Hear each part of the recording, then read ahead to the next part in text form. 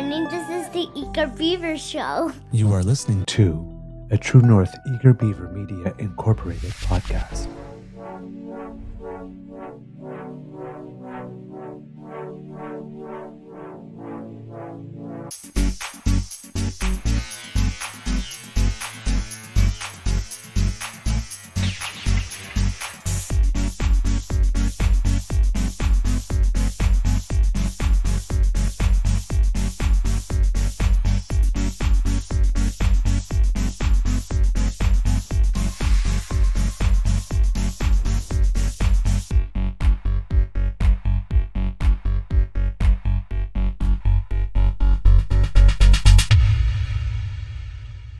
The True North Eager Beaver podcasts are proudly brought to you by our founding sponsors, the Misfit Mysteries from Corvid Moon Publishing, your source for science fiction, fantasy, and cozy mysteries featuring a broad diversity of characters, CanadianTarot.com, your uniquely Canadian online eclectic tarot community, and the Peppermaster, hot pepper sauces made from farm-fresh ingredients to thrill your taste buds and expand your mind.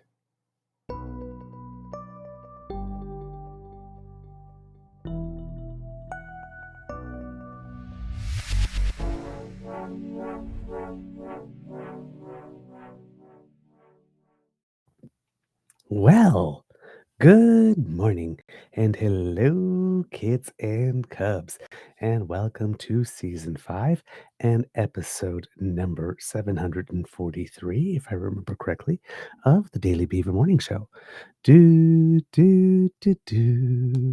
Always 100% Canadian. Today, recording day is Monday, September 22nd, 2025, and it's a gray and rainy day here at the Beaver Lodge. And of course, it's a gray and rainy day on a day when I have tennis scheduled. I am not impressed. It's supposed to be little bits of drops just for a little bit, and hopefully it will dry by the time we're supposed to be on the court. But then again, the Weather Network is saying that from about 2 o'clock on for like the foreseeable future, immediate future, that it is going to be rain. Not that we don't need it, but I haven't had a chance to play tennis in almost a week now, so I was really looking forward to today. Well, I'm doing other things though. I'm having fun with rehearsals, so a big thank you goes to our podcast founding sponsors, the Peppermaster, the Misfit Mysteries from Corvid Moon Publishing, and PsychicTarot.ca. Kids and Cubs, how is your mental health doing today? Oh, thank you, Kit Sharon. Thank you so much. Kit Sharon loves my shirt today. Says it's a great color for me. Aw, flattery will get you everywhere with the Queen.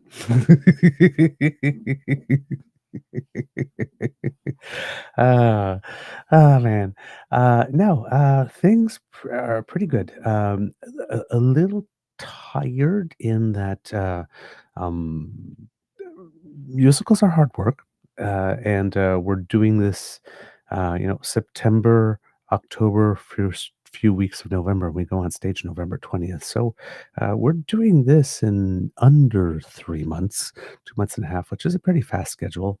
And it is 4 rehearsals a week, uh, 2 hours on Mondays and Wednesdays, and 4 hours on Saturdays and Sundays.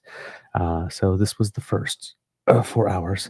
So uh, it's it takes a lot out of you. I'll tell you, it's all good. Don't get me wrong. Great people, great vibe, great atmosphere, and everything. But it's a lot of work, melodies and harmonies and dancing and steps. And fortunately, at the moment, no lines yet. But then. Um, Remembering the step, remember to move your mouth when you're doing the steps, and then when you remember to move your mouth when you're doing the steps, remember while you're doing the steps and moving your mouth, you're not singing the melody. You're saying it's like, ah, crap. uh did that yesterday. We were in the final pose of the first number we're rehearsing, and I'm singing something, and I hear the guy behind me who's in my voice range singing something else, and I'm going, oh yeah. I forgot I'm not supposed to be singing the melody. So it's a lot to remember. So it can be a little exhausting when you get home. So far, the choreography hasn't been so demanding that I'm not sore. But eventually that will come, especially when we're running it over and over and again and that type of stuff. Because we're doing mostly blocking at the moment, which is like determining like where people are going to be when they say things and when action is happening, and and how action moves and all that kind of stuff. So first, we're just we're basically determining where and when we are in space, and then we move to as we are learning the songs and the numbers like this, and then we start putting them together. So it's not run the number over and over and over and over and over again yet until you get it right, and everything looks nice. So then my body might start hurting a little bit, but things are going very well, and we already had a first cast party actually over the course of the weekend, which was nice. So a little kitchen party and a fire pit in the backyard, and a little singing and that kind of stuff. So it's a good group. So I am feeling very good with that, even though I am a little tired because it changes.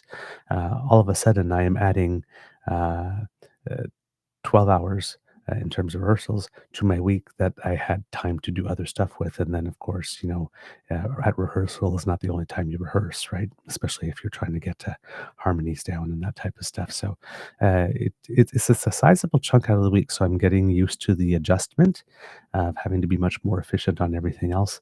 And it's also, uh, it has me wondering in when October, when curling starts, and I'm doing all three, and for about 2 months, uh, um, what my quality of life will be. I may have bitten up a little more than I could chew, but hey, it's fun. Like I mean, I'm gonna get to dance. I'm gonna get to sing. Uh, you know, it's it's all good stuff. It's all good stuff. It's problems I like to have. Let's put it that way. All right.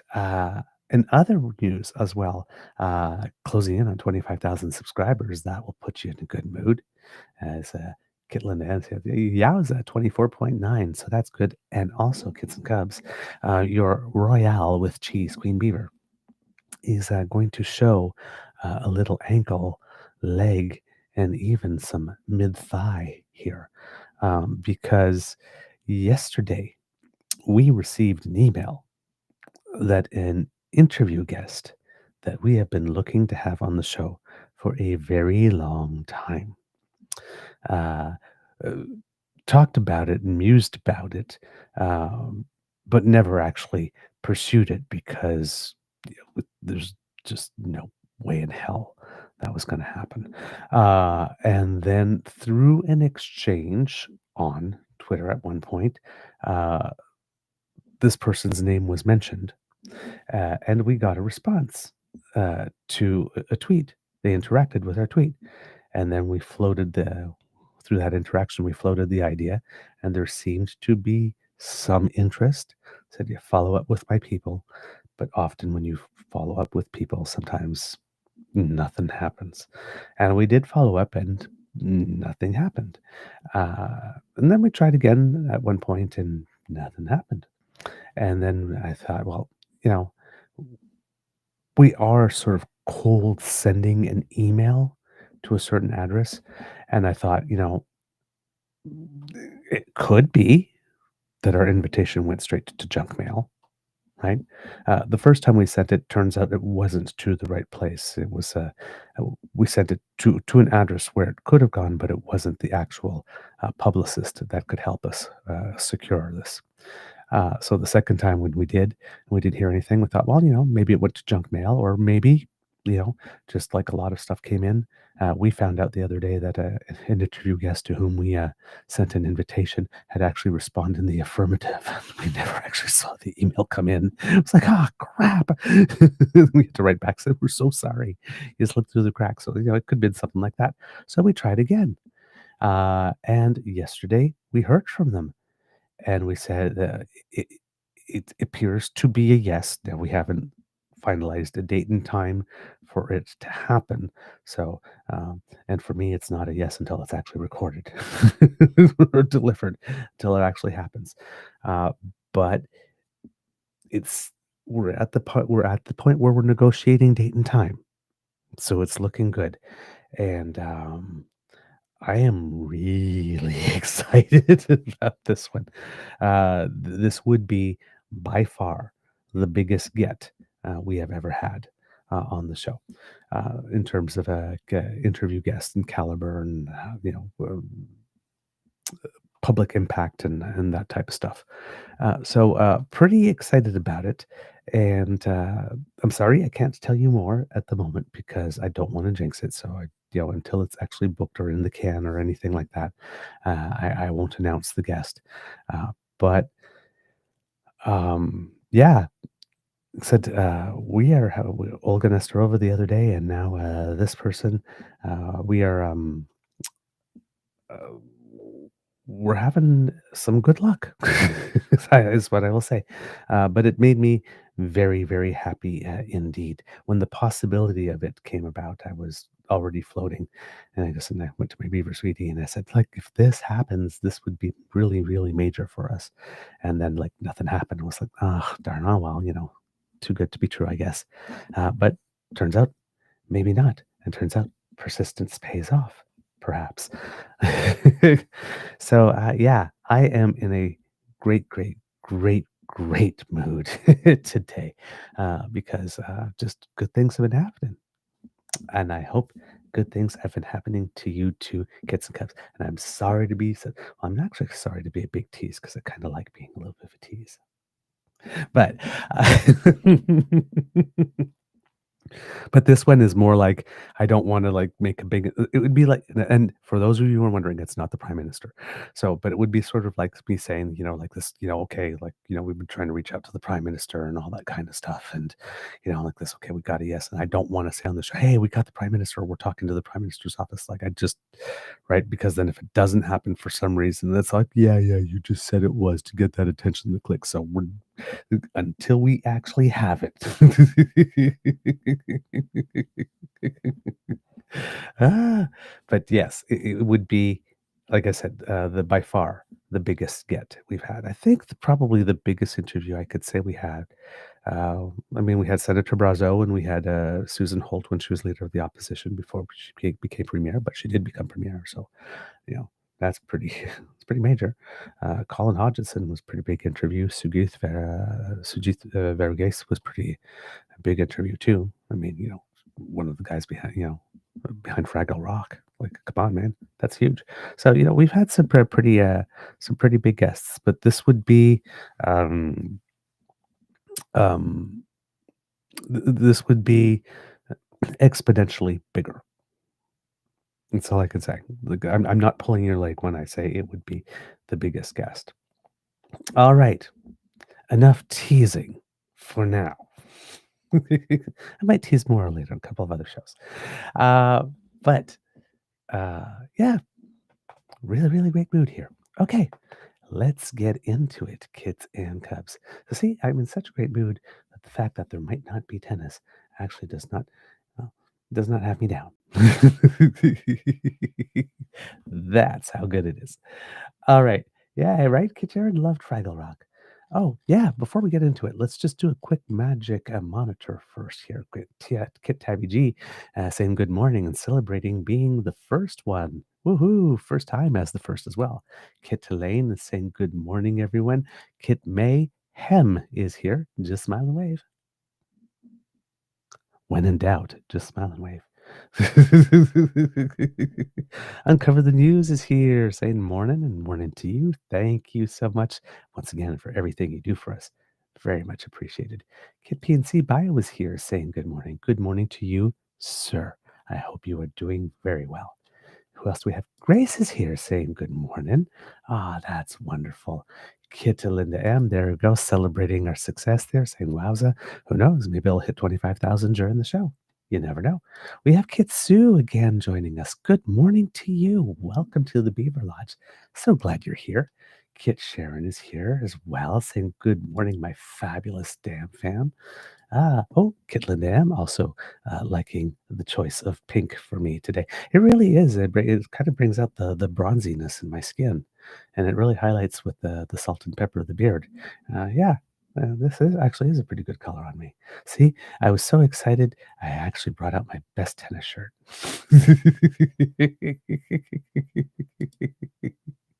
There we go. All right. Ah, everybody, you are so kind today. Thank you so much. Yes. Thank you, Kit G. Yes, I didn't get the part originally, and then they called me because somebody had pulled out. Like I said, I was on the wait list, so they did like the audition, and turns out an opportunity arose. So, yeah, it's like I said, this is one this is a director that does a lot with the ensembles, which is fun. So I mean, ensemble acting is very, very, very different than front acting, right? Because you know, you might have a line here or there, you might have an interaction with the main character here or there, that type of stuff. Like and or there might be a song where there's a vocal part like one line or something that comes to you solo, or a dance part where you get like a feature or something. So there are opportunities to stand out, but it's different, right? Most of the other times you're trying not to pull focus, but just like create some type of environment, and and then the extra bodies for the big production numbers and that type of stuff. So it's a different type of acting, and a different type of challenge. And some musicals, um, use the ensemble really just as props and more for and some directors are able to actually give the people in the back a lot to do in that sense. So I mean, and this is the type of director that's like that. He always is always seeing the full scene in action and moving. So if they're doing that, what's happening behind, what's happening to the left, and so there's always something going on. So and we usually help with transitions too and that type of stuff. So it's actually a lot of fun. It's not just standing. And sometimes even if you're not on stage, some people don't know this if you haven't done musical theater, but sometimes when you're not on stage, because you're mic'd, you might be a backstage in the wings and you're still singing to add color and texture to the songs under, even if you're not on stage. So that happens sometimes too. And then there's a whole what we call the backstage ballet. There's a whole choreography backstage too, in terms of people coming out and coming in and being in the right place and whatnot. So there's a lot to remember. We're busy. We're very, very busy as an ensemble. So it's going to be a great time. It's really going to be a great time. So, but thank you, because I really did win. I did want in this show specifically because it's the music and style of dancing that speaks to me. So when it's like, oh my God, they're finally doing like a more older school musical, like just please, please, please, please, and I got the no. It was like, oh, so bummed out, but it all worked out. But thank you for sharing in my joy. Okay, let's see who else. We got Kid Bucky with us saying good morning, all. Who else? Who else? Who else? Who else? Good Toronto Dan is here. I hope things are going well. Rain. Dan doesn't go door to door.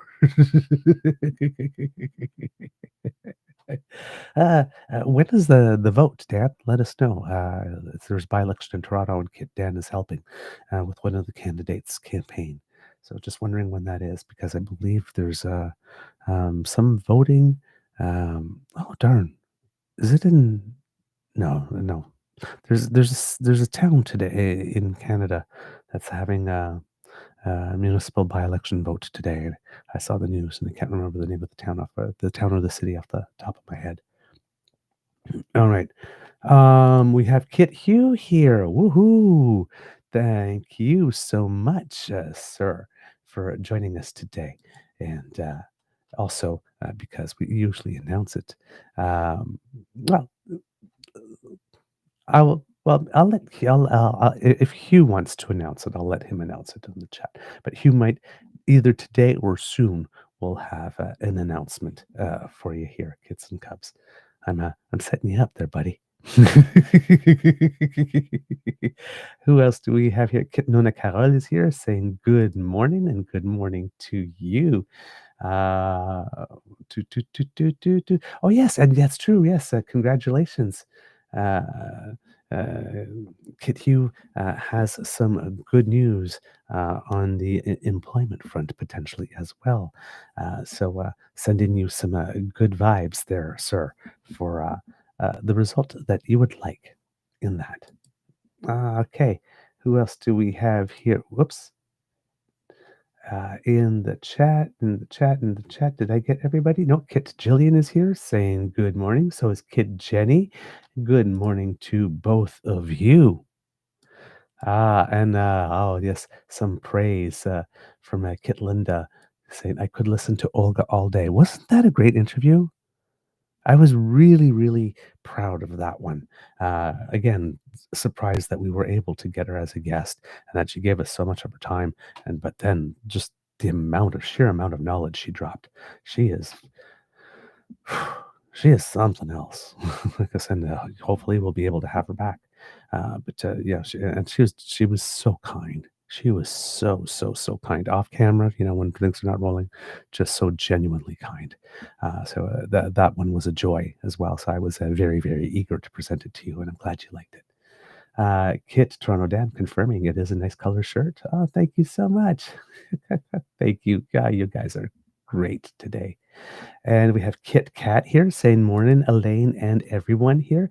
Kit Moan here. Good morning to you and good morning to family. And who else do we have? Who else do we have?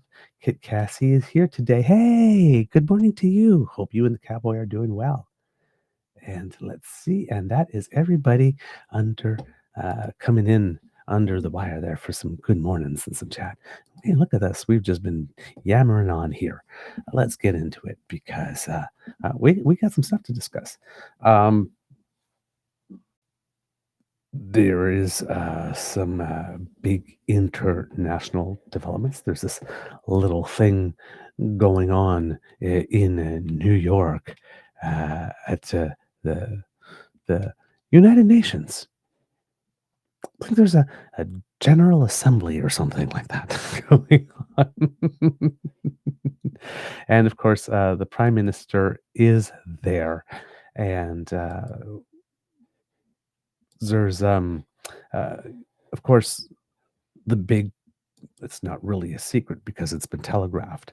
But the big news is that Canada is going to, or probably already has, but it's going to make it a big deal here at the session that they are officially recognizing the state of Palestine as a state.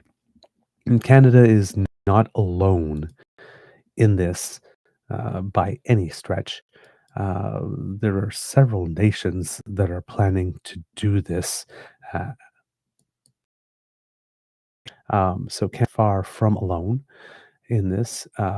But what is significant is that Canada is the first G7 nation to be recognizing a Palestinian state. But France is with us. United Kingdom is with us. Australia is with us. Belgium is with us. Luxembourg is with us. Malta, Portugal, New Zealand, San Marino. I don't actually know why they were saying that Canada is the first. I don't know if it's because we're speaking first or anything, because it's not like France and the UK are not a G7 nation as well, or unless since we're all recognizing at the same time, I guess we are the first, but then probably more proper to say among the first, right? Or in the group, in the first group of G7 nations to recognize Palestinian statehood might be more accurate since we do have some colleagues in the G7 who are doing it as well.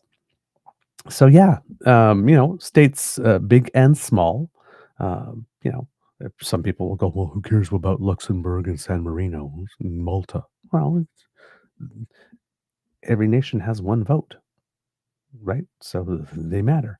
And but yeah, we are not alone. And with the United States, Kingdom, Canada, and Australia, um, and added New Zealand there for some reason they keep on they don't mention them when I'm reading this, but they're talking about like the Commonwealth countries, major Commonwealth countries getting together, and they mention UK, Canada, Australia, but forget that New Zealand is also there too. So four of them Commonwealth countries. So sending a sign there as well that there's some solidarity here. It's a big move. It's a big move. The president of Australia, or prime minister, I should say, of Australia, president. Oh my God, I've, I've, everything is so about Trump and Putin all the time that everything is just president, president, president, right? It's like, no. Prime Minister Anthony Albanese said, effective today, Sunday, the 21st of September, 2025, the Commonwealth of Australia formally recognizes the independent and sovereign state of Palestine. In doing so, Australia recognizes the legitimate and long held aspirations of the people of Palestine to a state of their own. Australia's recognition of Palestine today, alongside Canada and the United Kingdom, is part of a coordinated international effort to build new momentum for a two-state solution, starting with a ceasefire in Gaza and the release of the hostages taken in the atrocities of October 7th, 2023. Today's act of recognition reflects Australia's long-standing commitment to a two-state solution, which has always been the only path to enduring peace and security for the Israeli and Palestinian peoples. The international community has set out clear requirements for the Palestinian Authority.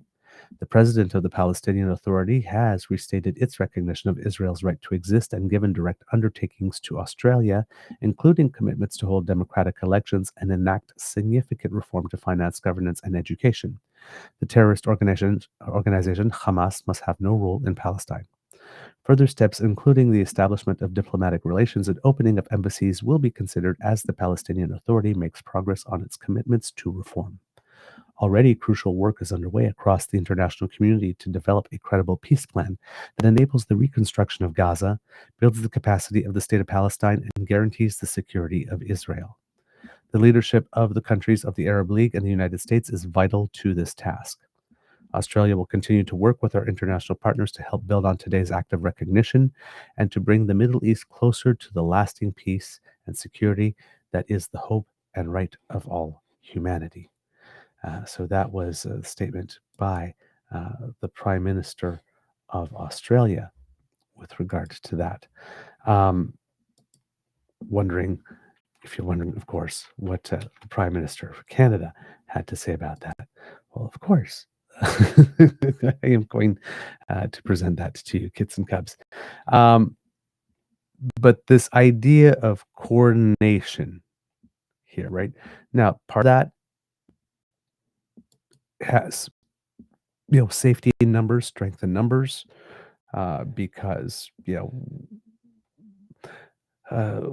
all three of us, all 10 of us really, in that group, but if we're talking about the three major ones, Canada, United States, well, I mean, even France. France is major. See, it's hard to describe it as a group, but all 10 of us, whether we be small nations or larger nations, all have to deal with the United States, and the United States is unabashedly in the pro-Israel camp here, even for all the times that Donald Trump has said, well, I don't like what Bibi's doing. Well, that's the same thing he says with Putin. I don't like what he's doing. Putin's disappointing me, but ultimately there's never any consequence.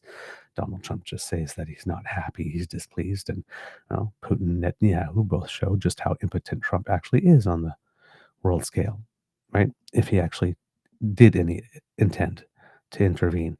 If he's not intending to intervene, then, this is just all, performance art.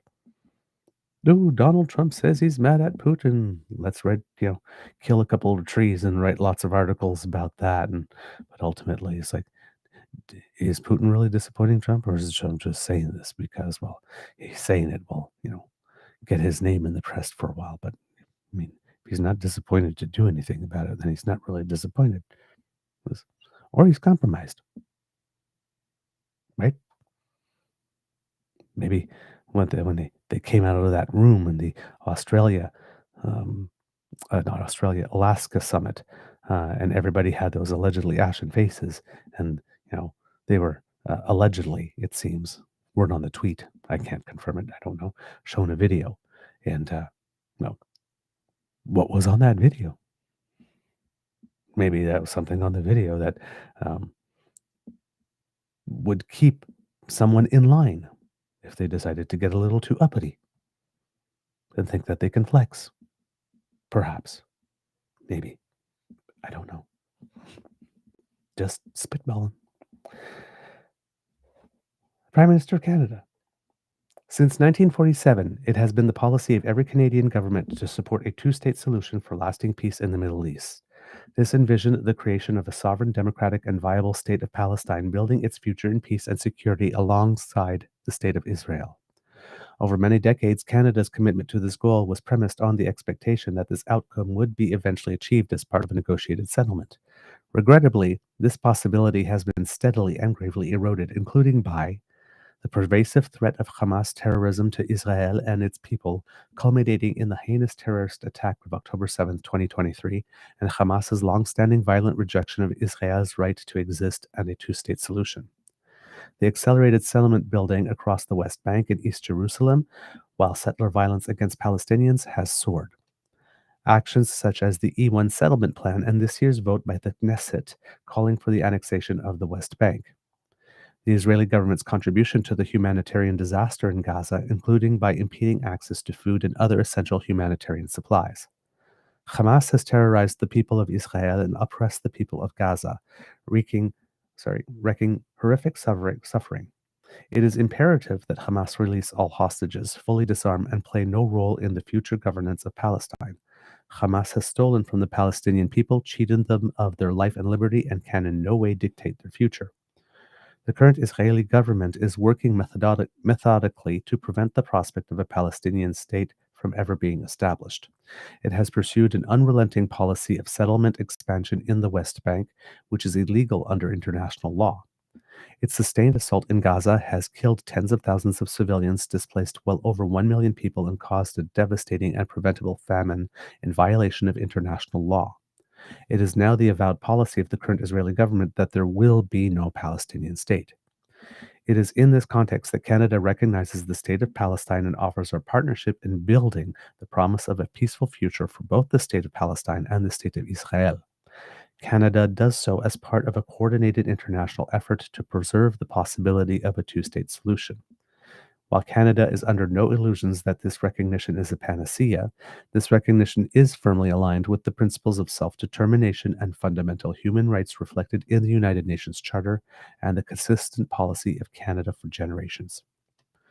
Recognizing the state of Palestine led by the Palestinian Authority empowers those who seek peaceful coexistence and the end of Hamas. This in no way legitimizes terrorism, nor is it any reward for it. Furthermore, it in no way compromises Canada's steadfast support for the state of Israel, its people, and their security. Security that can only ultimately be guaranteed through the achievement of a comprehensive two-state solution. The Palestinian Authority has provided direct commitments to Canada and the international community on much-needed reforms, including to fundamentally reform its governance, to hold general elections in 2026 in which Hamas can play no part, and to demilitarize the Palestinian state. Canada will intensify efforts to support the Palestinian Authority's implementation of this reform agenda, on which progress has already been made. With our international partners, Canada supports the development of a credible peace plan, democratic governance, and clear security arrangements for Palestine, and the sustained large-scale delivery of humanitarian aid into and throughout Gaza. And that was the Canadian statement on it.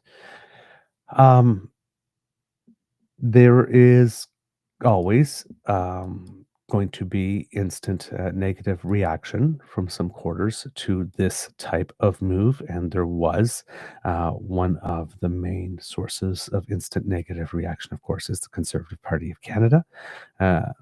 Also, clearly all in with the Netanyahu administration whenever they talk about there also needing to be peace in Palestine or not bad things happen to Palestinians. It's really just super soft pedaled and lip service type thing. But it's they always revert 100% fully into the pro Netanyahu camp. And there is some interaction of the sort online. One of them that struck me as rather interesting came from Warren Kinsella. And he had a couple of things to say that struck me as very interesting framing. So he wrote, Canada recognizing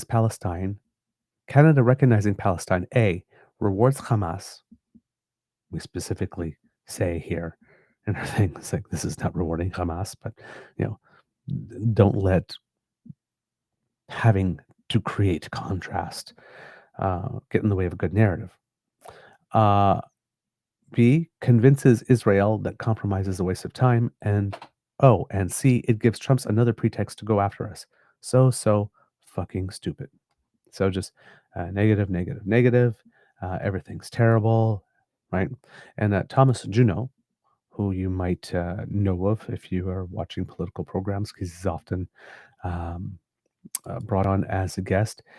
He's a professor of the Graduate School of Public and International Affairs at the University of Ottawa, with a focus on the Middle East, Iran, Yemen, security and intelligence, and a former Department of National Defense analyst. And like I said, you often see him on CTV and the CBC. And to the point of uh, recognizing Palestine rewards Hamas, Thomas Juneau responds, the point of recognition is to support the Palestinian Authority, the only plausible peace partner, however flawed, against Hamas. B. Convinces Israel that compromise is a waste of time. B. I doubt Israel really needed convincing on this. Ouch. C. Oh, and C, it gives Trump another pretext to go after us. Yes, on this one, it might be the best argument against Canada's recognition. Based on those two, for me, when I'm reading A, Canada recognizing Palestine rewards Hamas, it's like utter bullshit, and it's a tired pro Netanyahu media line. B, convinces Israel that compromise is a waste of time. Hasn't that been Netanyahu's thinking all along? Really? And C, it gives Trump a pretext to go after us. And it's like, yes, that's a concern, but if we're going to start soft pedaling, having an independent foreign policy because we don't want to upset the mercurial toddler, then why the fuck be a sovereign nation? We can't do this because Trump might retaliate. We can't do this. Well, then why exist as Canada then? If we can't do anything, we can't have our own thoughts, our own actions, our own positions, whatnot, for fear of what he might do, then we might as well just be annexed, right? We can't live in fear of what it is he might do. That's just the silly way to go about being a country. So, um, these are the easy things. When you have to oppose, either because your position or your paycheck depends on it, and you really have nothing, or you have nothing better, right? It's going to do the opposite of what it says it's going to do, right? It's going to ruin any possibility of peace, and bad things might happen to us. That could be the response for any policy. It's going to have the opposite effect. Bad things are going to happen to us if we do that. And it's going to make anybody we need to work with to make it happen not want to work with us. You can use those three excuses to do a mindless opposition to any move.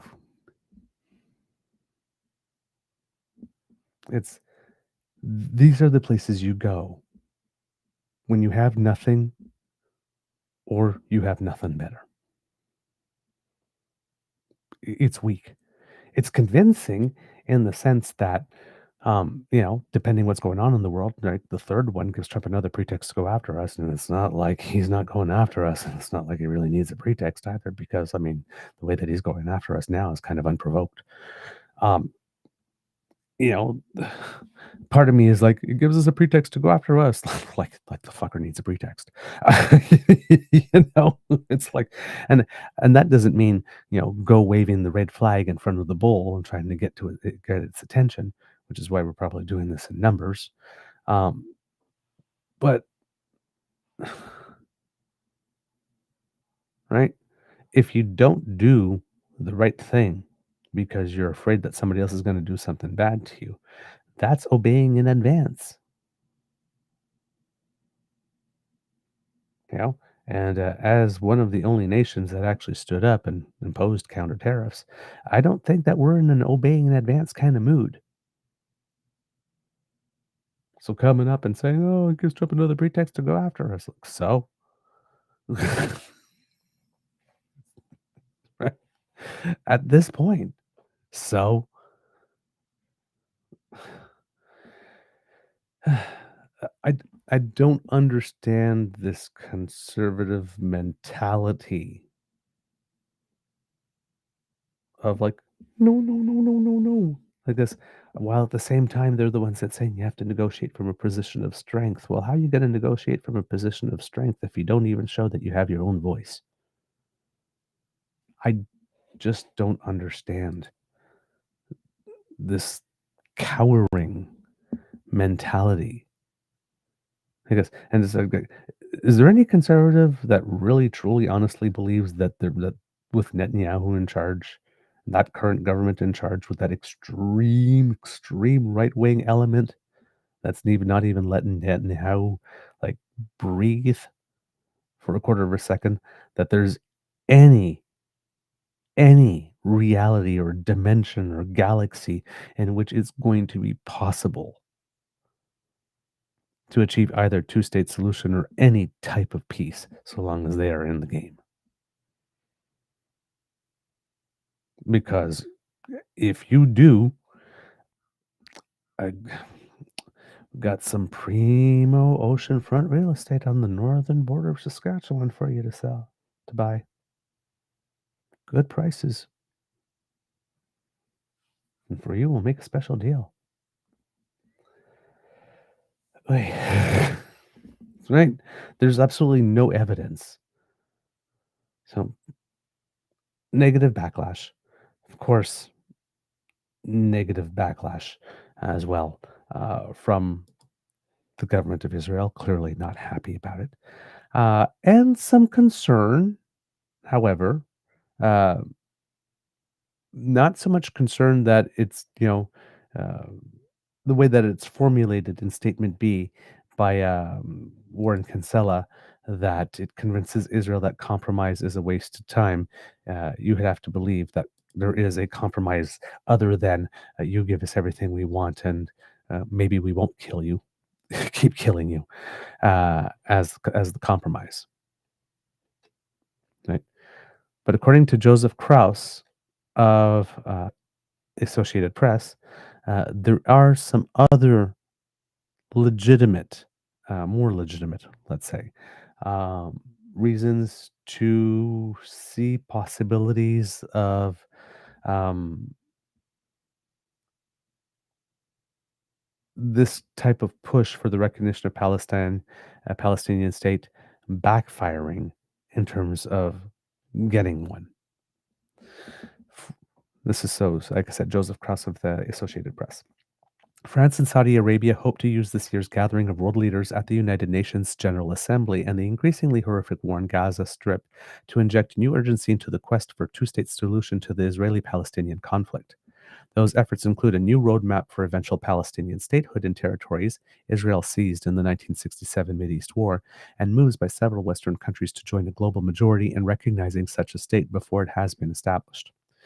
Britain, Canada, and Australia formally recognized the Palestinian state on Sunday, joining nearly 150 countries that have already done so, and France is expected to follow suit at this week's General Assembly. But the efforts to push a two state solution face major obstacles, beginning with vehement opposition from the United States and Israel. The U.S. has blocked Palestinian officials from even attending the General Assembly, and Prime Minister Benjamin Netanyahu, who is opposed to Palestinian statehood, has threatened to take unilateral action in response, possibly including the annexation of parts of the West Bank. That would put the Palestinians' dream of independence even further out of reach. The creation of a Palestinian state in East Jerusalem, the West Bank, and Gaza has long been seen internationally as the only way to resolve the conflict, which began more than a century before Hamas's October 7th, 2023 attacks sparked the ongoing war in Gaza. Proponents say this would allow Israel to exist as a democracy with a Jewish majority. The alternative, they say, is the status quo in which Jewish Israelis have full rights and Palestinians live under varying degrees of Israeli control, something major right groups say amounts to apartheid. Israel must understand that the one state solution with the subjugation of the Palestinian people without rights, that is absolutely intolerable, UN Secretary General Antonio Guterres said last week. Without a two-state solution, there will be no peace in the Middle East. Peace talks launched in the early 1990s repeatedly faltered amid violence and the expansion of Israeli settlements aimed at preventing a Palestinian state. No substantive negotiations have been held since Netanyahu returned to office in 2009. Israel annexed East Jerusalem, considers it part of its capital, and has long encouraged the growth of Jewish settlements in and around Palestinian neighborhoods. The occupied West Bank is home to over 500,000 settlers with Israeli citizenship and some 3 million Palestinians who live under Israeli military rule, with the Palestinian Authority exercising limited autonomy in scattered enclaves. In Gaza, Israel's retaliatory offensive has killed tens of thousands of Palestinians, displaced some 90% of the population of 2 million, left much of the territory inhabitable, and pushed some areas into famine. A new offensive threatens to empty and flatten the largest Palestinian city. Netanyahu's government and most of Israel's political class were opposed to Palestinian statehood even before the war. The Trump administration has shown no interest in reviving peace talks, instead calling for the relocation of much of Gaza's population to other countries, a plan Israel has eagerly adopted, even as critics say it would amount to ethnic cleansing. Perhaps hoping this is a darkest before dawn moment, France and Saudi Arabia have advanced a phased plan to end the conflict by establishing a demilitarized state governed by the Palestinian Authority with international assistance. The plan calls for an immediate end to the war in Gaza, the return of all hostages, and a complete Israeli withdrawal. Hamas would hand power to a politically independent committee under the auspices of the Palestinian Authority, something it has already agreed to do, and lay down its arms, which it has not. The international community would help the Palestinian Authority rebuild Gaza and govern the territories, possibly with the help of foreign peacekeepers. Regional peace and integration, likely including Saudi normalization of ties with Israel, would follow. The 193-member world body approved a non-binding resolution endorsing the so-called New York Declaration earlier this month. The United States and Israel say that the international push for a Palestinian state rewards Hamas and makes it harder to reach a deal to halt the war and return the remaining hostages. I call bullshit. The Gaza ceasefire talks broke down when Israel carried out a September 9th strike targeting Hamas negotiators in Qatar, one of the main mediators. The U.S. had walked away from the talks in July, blaming Hamas, and Israel unilaterally ended an earlier ceasefire in March. Israel also says that creating a Palestinian state would allow Hamas to carry out another October 7 style attack on an even wider scale. Hamas leaders have at times indicated they would accept a state on the 1967 lines, but the group remains formally committed to Israel's destruction. Netanyahu portrays international recognition of Palestinian statehood as an attack on Israel. During a meeting with Secretary of State Marco Rubio last week, Netanyahu said, quote, "It is clear that if unilateral actions are taken against us, it simply invites unilateral actions on our part." Netanyahu and his far-right coalition partners have long wanted to annex large parts of the West Bank, which would make it virtually impossible to establish a viable Palestinian state. The U.S. is not taking a public position on the issue, but in an interview with Fox News, Rubio linked, sorry, pardon me. Oh, the screen just jumped because it had appeared in the middle and shifted everything. During a meeting with Secretary of State Marco, okay, yes, I already read that part. There we go. The U.S. has not taken a public position on the issue, but in an interview with Fox News, Rubio linked this conversation about annexation to the issue of statehood recognition. The United Arab Emirates has called annexation a red line without saying what effect it might have on the 2020 Abraham Accords, in which the country normalized ties with Israel. The French-Saudi plan sidesteps the most divisive issues in the conflict: final borders, the fate of the settlements, the return of Palestinian refugees from past wars, security arrangements, the status of Jerusalem, and recognition of Israel as a Jewish state. It also relies heavily on the Palestinian Authority, the current leadership of which is despised by many Palestinians who view them as corrupt and autocratic. Israel says they are not fully committed to peace and accuses the Palestinian Authority of incitement despite recent reforms. The plan calls for Palestinian elections to be held within a year, but President Mahmoud Abbas has delayed previous votes when it looked like his party would lose, blaming Israeli restrictions. Hamas, which won the last national elections in 2006, would be excluded unless it gives up its weapons and recognizes Israel. all of which means the plan is likely to end up on the mound of past Mideast accords, parameters and roadmaps leaving Israel in full control of the land from the Jordan River to the Mediterranean Sea, ruling millions of Palestinians who are denied basic rights. So yeah, uh, and not an unlikely scenario. However, uh, going so far as to claim or to suggest that this is the move that would do it, when it seems more likely um, that this was the desire and the plan all along. Um, Often, um, in certain situations such as this, um, when somebody has something that they do want to do, and then they know what type of opposition they are going to have to it in order to deflect responsibility or blame or to create some type of fig leaf of uh, permission or extra urgency, they will frame the expected response as being some type of provocation or something that someone else has done that created the conditions that made it so that you had no other choice. Um, but this is done, uh, it's either planned or it's done after the fact in order to create these permission structures or rallying cries. You don't. You're not comfortable with me doing this, but because all these other countries don't want us to do it and might, deliver some consequences. You know, you don't want those consequences, right? So, you don't want other people sticking their nose in our affairs. So maybe you're more likely now to. That might be the extra little push that we need to get you begrudgingly over to our side. Uh, so yeah, uh, if you're going to do something that is absolutely horrible, if you can find a way, or if somebody does something that you can then take and say, well, see, well, we got no choice now. Um, that often comes in uh, very handy, but it is um, opportunism, definitely. And if it's pre-planned, because normally in this sphere, you know you can calculate for what the reactions there's an expected reaction that you're going to get, and you can say, well, when this expected reaction comes, we just deflected by saying this. And yep, that is another way about it, unfortunately.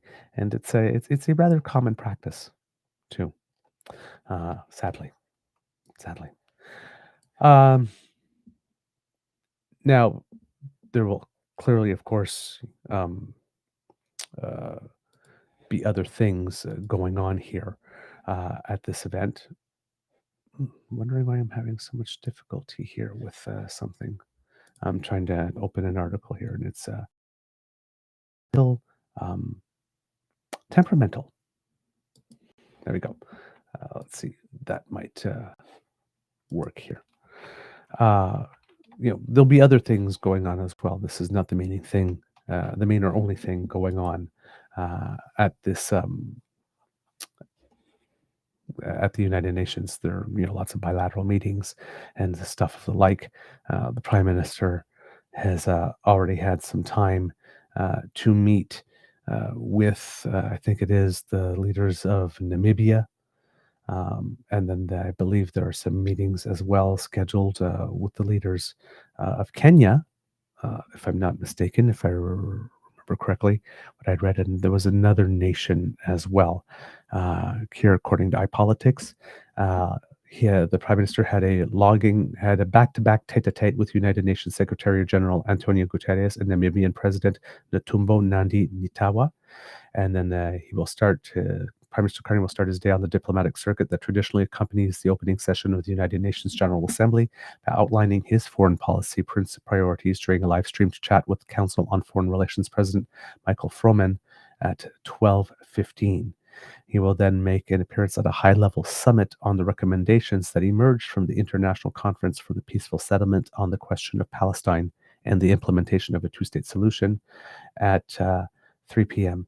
And yeah, there we go. He'll also meet separately with his Turkish and Kenyan counterparts.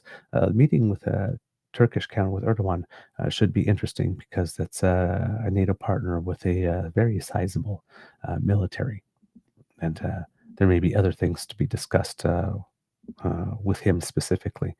So that could be an interesting situation there. Um, there is some news going about that the prime minister is rather uh, sought after as well at the event with several people, uh, more than several people. That would be underselling it. Uh, Requesting some of his time. Uh, so things that we've been hearing from Pierre Poliev, for example, that the prime minister is an embarrassment and doing things terrible, and might be ruining things for us. Uh, that doesn't seem to be the impression of him uh, on the international stage. Um, which is good for us. It's one of those things that I've said about the prime minister. Um, it is that he does have a certain convening power, which, given his past success, which could be very useful to us in the negotiations and the moves that we have to make, uh, to diversify our economy. But this is according to Tana McCharles, the Ottawa bureau chief from the Toronto Star. More than 700 requests flooded in from foreign leaders, CEOs, company representatives, and other groups who want to meet up with or invite Prime Minister Mark Carney to attend events in New York City on the sidelines of the United Nations General Assembly. So when we say things like a politician's most valuable asset is their time, 700 requests. He's only going to be there for a short while. Quote, that's a lot like speed dating, says Senator Peter Boehm, a former ambassador and international summit Sherpa for several prime ministers. It's a number that surprised even the prime minister's office, which would not comment but acknowledged some 30 leaders and CEOs have sought meetings. A senior government source who was not authorized to speak publicly told the Star the invitations have come from all corners into global affairs, the UN mission, and the PMO, and are a deluge amid an already packed UN agenda. It signals international interest in Carney and Canada's views, almost a whisper that Canada's back rather than a declaration, said pollster Sachi Curl of the Angus Reid Institute. But is that core to Carney actually keeping his own political house in order? At the same time, she said Canadians are starting to show Carney the honeymoon is over. In fact, in Canada, you can make the argument that there really never was a honeymoon, but more of a very cordial and warm handshake, Curl said. I'm not buying this. Carney, quote, never had the kind of swooning, hot-flushed honeymoon that Justin Trudeau had with his approval numbers in the 60s and 70s. The best Mark Carney has done since February of this year is 57% approval. That's not bad, she said, but he's not Mr. Darcy, Jane Austen's romantic hero. He's Mr. Carney, and people have expectations that he must deliver. Canadians were prepared to give him the summer to begin to make good on his promises, but Curl says in the last 4 or 5 weeks, probably since the retaliatory tariffs against the U.S. were dropped, Canadians are now evaluating Carney with a colder and more critical eye, even as the global glow is still on. In New York, Carney's UN agenda includes talks on Canada's and others' recognition of Palestinian statehood, which Carney previewed in July and formalized Sunday. How the world will meet its climate targets, and another priority for Canada, a focus on Russia's treatment of Ukrainian children captured in the war zone. Senator Boehm understands the Carney draw. Quote, certainly there would be a lot of people who would want to meet with him for a couple of reasons. He has an international profile. He is still the chair of the G7 because Canada has the presidency till the end of the year, said Boehm.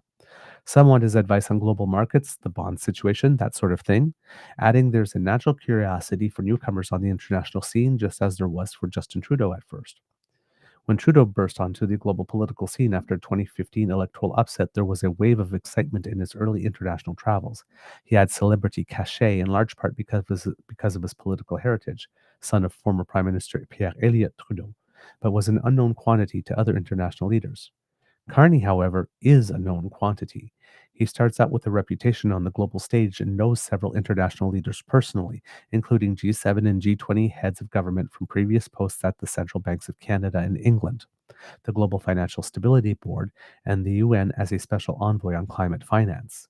He and French President Emmanuel Macron knew each other from banking circles, said a diplomatic source. Carney had known UK Prime Minister Keir Starmer since his days as a vocal opponent of Brexit, the campaign to take Britain out of the European Union. When Carney was in Rome for Pope Leo's inauguration in May, he racked up a string of pull-aside meetings and bilateral chats, including with Italy's Giorgia Meloni and and at sorry, let's try that again. When Carney was in Rome for Pope Leo's inauguration in May, he racked up a string of pull-aside meetings and bilateral chats, including with Italy's Giorgia Meloni and at June's G7 summit in Kananaskis, Alberta. A string of 18 world leaders took up the invitation to travel to Canada, where U.S. President Donald Trump attended the Carney-hosted gathering. See, it was a G7, but 18 world leaders. That's why I was saying in our discussion with Olga that it seemed like it was like a mini G20 in a way. The UN General Assembly will be Carney's biggest international confab, however. Carney was in Mexico last week to meet with President Claudia Sheinbaum to become better amigos as the U.S. levies hefty tariffs against key sectors in both countries. Sheinbaum's more arm's length approach, not traveling to Washington and not levying counter tariffs, has worked thus far for her. Carney, who boasts a close talk-text relationship with the unpredictable American president, has eased off on Canada's retaliation and made concessions on digital taxes in a bid to do a deal for Canada. The jury is still out on who is best at handling Trump, and it's not clear what lessons the Canadian and Mexican leaders learned from each other or what lessons Carney has to share with the world. And that is the article by Tonda McCharles on the Prime Minister being in a certain, 700 requests, my word. How do you sift through them, especially like it says, right, when your agenda is already packed? You think, okay, I got this stuff. I got a little window here and a little window here, a little window here. Maybe I'll meet 2 or 3 people. What, 700 requests? Holy crap. Hope he's got a good team sorting all that out. But yes, definitely some of this could be the fact that he's in a new position. But like the article clearly points out, it's not like Mr. Carney is a novelty on the international scene. So, odds that this speaks to his convening power, how sought his opinion is specifically on certain matters, particularly related to global finance, might have a lot to do with it. So again, once again, while Pierre Poilievre and the Conservatives are trying to pretend, that we've got an empty suit, a guy that has a great reputation but can't get it done. As a prime minister, so far, international view of the prime minister seems to be anything but that. Seems to be like somebody that they want, whose time they very much seek and desire. All right, kids and cubs, moving away from this for now, because I'm sure there will be developments. Um, let's see, what else have we got for you today? Got the episode description to remind me what it is I said I was going to talk about. Ah, yes, key players switching jobs. The look of cabinet and government is changing. As we mentioned on the show on Thursday, which unfortunately got clipped on YouTube, if you had been watching it live with us, we got into the fact that Chrystia Freeland is announced that she was stepping down from cabinet. A lot of people ran with that, thinking, "Oh my God, are we going to have another by-election now? Oh my God, I can't believe we're spending all this money." And it's like, really, you guys in the blue seats are like complaining about spending money on a needless by-election? Really? Like at this particular point in time, because you think we've already forgotten, right? Seems that there will not be a by-election according to iPolitics, at least for now. It seems that Chrystia Freeland will remain in caucus, will keep her seat as MP, will serve out her full term as MP, so she says, but will not run in the next election after that. And the prime minister, she realizing that she's probably not going to be prime minister, and since the prime minister is, the godfather of her child, her son, probably not too eager to push him out. Uh, and she's had all the jobs, so there's probably not much of a challenge for her. So it seems that she and the prime minister were talking, and he's come up with a position to make her Canada's special representative for the reconstruction of Ukraine, which is something for which she is tailor made, and would be a passion project and something that she could work on, and that would indeed boost our standing international relations, particularly with Europe. And, at the time that we're trying to, make closer ties. And, again, is there anybody in Canada, potentially even in the world, who's better suited for that type of position? I don't think so. And it's something that's dear to her heart. So it definitely makes use of the best skills that she has. And of course, creates a spot in cabinet if should she decide to leave caucus early, let's say, um, after 2 years of doing this, um, there's a position in, maybe Secretary of the General of the UN, or, head of the Commonwealth or something like that, that opens up. Um, that might be the type of place that she's looking to next. For her next level, because she has all the stuff. I mean, right? She can speak 5 languages, and I think, or something like that. She has all the stuff that's needed for that type of post national political career. She could do international politics very easily. So maybe she's, like I said, making her transition to that realm, and this is a perfect stepping stone for that. This would be a good thing to have on the resume as she's moving up in that career. So let's say 2, 3 years from now, rather than completing the full term, there's something that opens up. Well, that does create a by-election opportunity in a safe seat for the prime minister to maybe be able to run somebody that he would have liked to have had run in the past election. But it's like, every prime minister has a core group of people that they really trust, that they try to bring in with them. Um, and the turnaround time may have just been too fast, so like, I can't leave now. But maybe they might be able to leave in 5, 6 months from now. So you get a couple of MPs or cabinet ministers who have been there for a while, 10, 12 years, set them up for the next phase of the career, like as an ambassador, or you know support their bid for a multilateral position in a multilateral organization. And when that seat opens up, well, then you know, you have your person come in, and then they run, and relatively safe seat, and they come in, and then you give them the position. So with this has been the case for Christopher Freeland. Now we have also found out that David Lametti, who had been justice minister at one time, and then got dumped from cabinet, and then left caucus, and didn't run in this election, and then was brought in to cabinet, not to cabinet, but brought into the prime minister's office to have a special, specific job to help with the prime minister. And it seems that there might have been a little butting of heads, that the person who currently, the best I can sort of gather, is the person who currently has that job, um, didn't necessarily not want to have that job anymore. Did I say that right? The person who currently has that job did not want to not have that job. Put it that way. And it seems that, well, Lametti and Mark Carney are friends. I believe they played hockey together at Oxford, if I remember correctly. So it seems that we found another place for Mr. Lametti, which is taking over Bob Ray's position as permanent representative at the United Nations.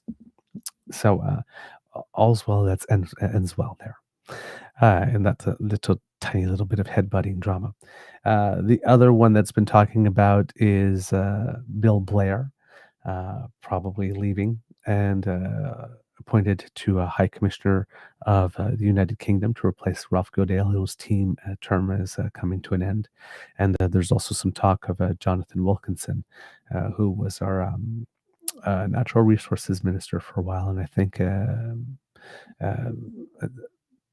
something again having to do with was it I can't remember what the other position was, but it's similar area, sort of like natural resources or energy, that type of stuff, and very much an advocate of green solutions, being sent over somewhere in Europe. I'm not sure if it would be to as ambassador to the EU to replace, I think it is Stéphane Dion, who's there now, or in another position as a special envoy, maybe in some type of way. But they're looking at him as well.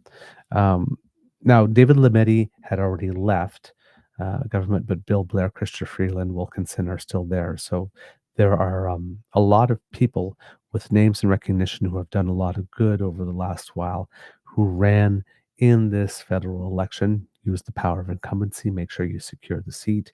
But right, they know that this type of government is going to be different one, and there's no place for them uh, in cabinet in the same way as it were before. So again, this gives them an opportunity to leave on their own terms, to leave, gracefully, and again, makes it look like a good, good endings, right? Yes, thing you've been in cabinet, whatnot, for the last 10 years or stuff like that. You've gained some gravitas, and now we want you to use that gravitas to go be our high commissioner or our ambassador, our permanent representative, our special envoy for this, to head this committee or this commission, that type of stuff. And hopefully that position gives you the visibility and whatnot that you can use as a platform to go to what you go to next, and then make your career outside of elected politics from that point on. So it's a good way to leave people with good feelings, right? Rather than just being unceremoniously dumped, for example, from cabinet, which also creates then the opportunity, like I said, to have by-elections where you can strategically bring people in. So basically, over the next while, and I don't know how long it's going to take because we're not running a by-election at all for what Chrystia Freeland is doing because she's staying, and he didn't bring in a new minister. He divided her portfolio between two people. So Dominic LeBlanc will be taking the internal trade portfolio to go with what he's already doing. And Stephen McKinnon, who's the government house leader, will be taking the transportation minister jobs. And I joked on the show for those who missed it, thus proving that it takes two men to do the job of one woman.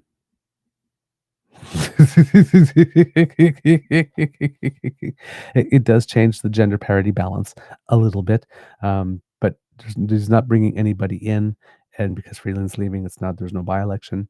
So Lametti is not in cabinet when Bill Blair goes. There might be an opportunity, a need for a by-election there, and if there's a couple of other people that go as well, if Joe Wilkinson goes and maybe somebody else, those by-elections will probably be bundled and all called at the same time, and they'll probably be in relatively safe seats. And then we'll see who the Liberal candidate is there, and then you'll probably start to get a sense of what it is that Carney's real cabinet, the one that he really wanted for himself, the type of cabinet he would have gotten if he had a year and a half to prepare for the election, rather than just being elected leader and then having to go right away, leader of the Liberal Party, and then having to go right away. So that face, who is Mark Carney, what type of cabinet, what type of inner circle, that is changing. There has been a lot of critique that it's starting to look a little bit more like a boys' club, and wondering about his commitment uh, you know, to women and gender parity and that type of stuff. And as a counter to that, though, a lot of people have been pointing out to the fact, well, the head of the major projects office, Don Farrell, is female. The head of the Build Canada Homes initiative that he has there, Miss Blau, I hope I'm pronouncing that last name right, also female. So, you know, those are trying to frame him as maybe having a woman problem. Um, if we're looking to other appointments, maybe not. But Monsieur Bachan, Monsieur Sabia in his inner circle, and then there's Mr. Lametti, who's now leaving, but his parliamentary secretary, his personal parliamentary secretary, Scotty Blua, another guy. A lot of people are wondering, again, but also in the cabinet shuffle, he did give Mélanie Joly the position that she had wanted so that she can, burnish her portfolio, having an economic file, having, under her belt. Right, and, she is someone that people see as, potential leadership aspirant when the next leadership race comes along, and he put her in a position that would help her gain the experience that she would need to run for that, if that is, the case. So, the jury's still out, but people are asking questions, about whether or not, there is um, a a gender issue, with this prime minister. Um I see enough evidence on both sides, to say, like, yes, this could cause to ask a question, but clearly, if he had an actual problem, uh, you know, why are these people not men as well? So, might still we might still be at the point yet where there's not enough data points yet to tell, and a lot will be determined by the people that he would bring in to run in those by-elections, should they come up eventually.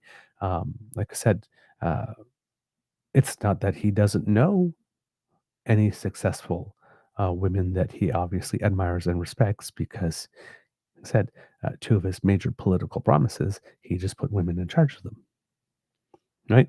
So it's not like he doesn't have the contacts and he doesn't know people. So in that sense, like, for example, if he brings in 3 men, especially if he brings in 3 white men, 'cause, people might ask a question. But if he runs a group of by-elections simultaneously, and there's a mix of people, uh, then that will probably put that question, to bed, hopefully. Because people are wondering a little bit if that's the case, because there is some vibes out there that it might be uh, just a little too bro-ish coming in, and just like I said, people are wondering, asking questions. Now, there is a legitimate part to asking that question, because again, you do want the diversity of voices, right? And you don't just want uh, the diverse voices being in the lower tiers. You want all throughout an organization. That's what really makes it stronger. um, but there's also, we saw with the last previous government, anytime there was somebody had to be let go for performance, or for cause, and the person happened to be female, there was always a chorus of conservatives ready to scream "fake feminist," right? So again, some of the chatter could be wedge positioning, politics, contrast drawing, and some of them can be coming. There is enough there for some people to ask or wonder, "Hey, is this something I should be concerned about?" So, but probably not enough data points at this point to tell. But yes, the face and the look of government is changing, and I would say that we, mm, in a certain amount of time, might be getting a better idea of what is the actual face of this particular government, as it is led by Mark Carney. It's going to shift a little bit as some as people switch seats, and people change jobs and get moved around in the public service and in the diplomatic corps and various other types of appointments, in order to be able to create that which uh, the team that the prime minister will feel the most confident going forward with for the foreseeable immediate future. All right. Let's see, what else do we have for you today, kits and cubs? Oh, yes, yes. Uh, I know you guys really don't like it when I say that there are PP clips coming, because his voice really annoys you. Uh, and it does. I get it. I understand you. I listen to him a lot. I am fully with you here. Um, Pierre uh, gave another utterly disastrous interview over the course of the weekend to CTV, also a network that he had not been appearing on, it seems, for a while. He was also on, I think he was also on Talking to Rosemary Barton lately as well, if I'm not mistaken. I have to go back and take a look at that. Um, he is bad at this. He is really bad at this. Um, in this interview, several times, several times, uh, Vashi Capellos, she prepared very well for this in a way that I appreciate. And yes, Kitlinda, I am definitely agree with you here. It's not the voice, it's just that it's the same thing with Skippy every time. Nothing ever changes. And this interview really made that clear. Um, it would seem that Vashi Capellos had the questions that she wanted to ask, and she had a little more time because they did it as part one and part two. And if I'm looking at time counters, I got 16 minutes on the first part one and then about 10 minutes on part two. So, she had a significant amount of time to ask him some questions. Uh, so she had time to ask the question, pretty much expect what Pierre would say because Pierre is nothing if not predictable. Because as Kitlinda M says here again, it's the same thing every time. Have a rebuttal or some facts that she had pre-checked ready so that she could counter him. I guess, and then see how he would respond to that. And pretty much every time he fell apart, like really fell apart. And it's not like he lost his cool or anything, but if you've been following him, um, there's like either no attempts to answer the question or being so off balance that he reverted back to his comfortable tropes. Like I think at the last question or around the last question, he was once again talking about, uh, living under a proud flag on a safe street or something like that. And it's like, dude, that was your stump speech. You are so rattled that you strung some words together until you got to a place where you could create an opening to resort to a stump speech that failed you in the past election. It was terrible. Um, she nailed him on pipelines. Him saying, Northern Gateway, well, that was killed by liberals. Well, no, really, there was some, it was judicial decision, and the liberals decided that they were not going to appeal it. Right? Energy East, that was killed by liberals. Well, not exactly. Either, still trying to pretend that nothing is happening with oil, but she's Bashi Kapalos pointing out that there's more oil being produced than ever. Now, how do you explain that? And one of the parts where she really got him um, was on his ability to explain, uh, to be able to be a sound voice on matters of the economy, given that he had made the promise, Pierre had made the promise that all we need to do is get rid of the carbon tax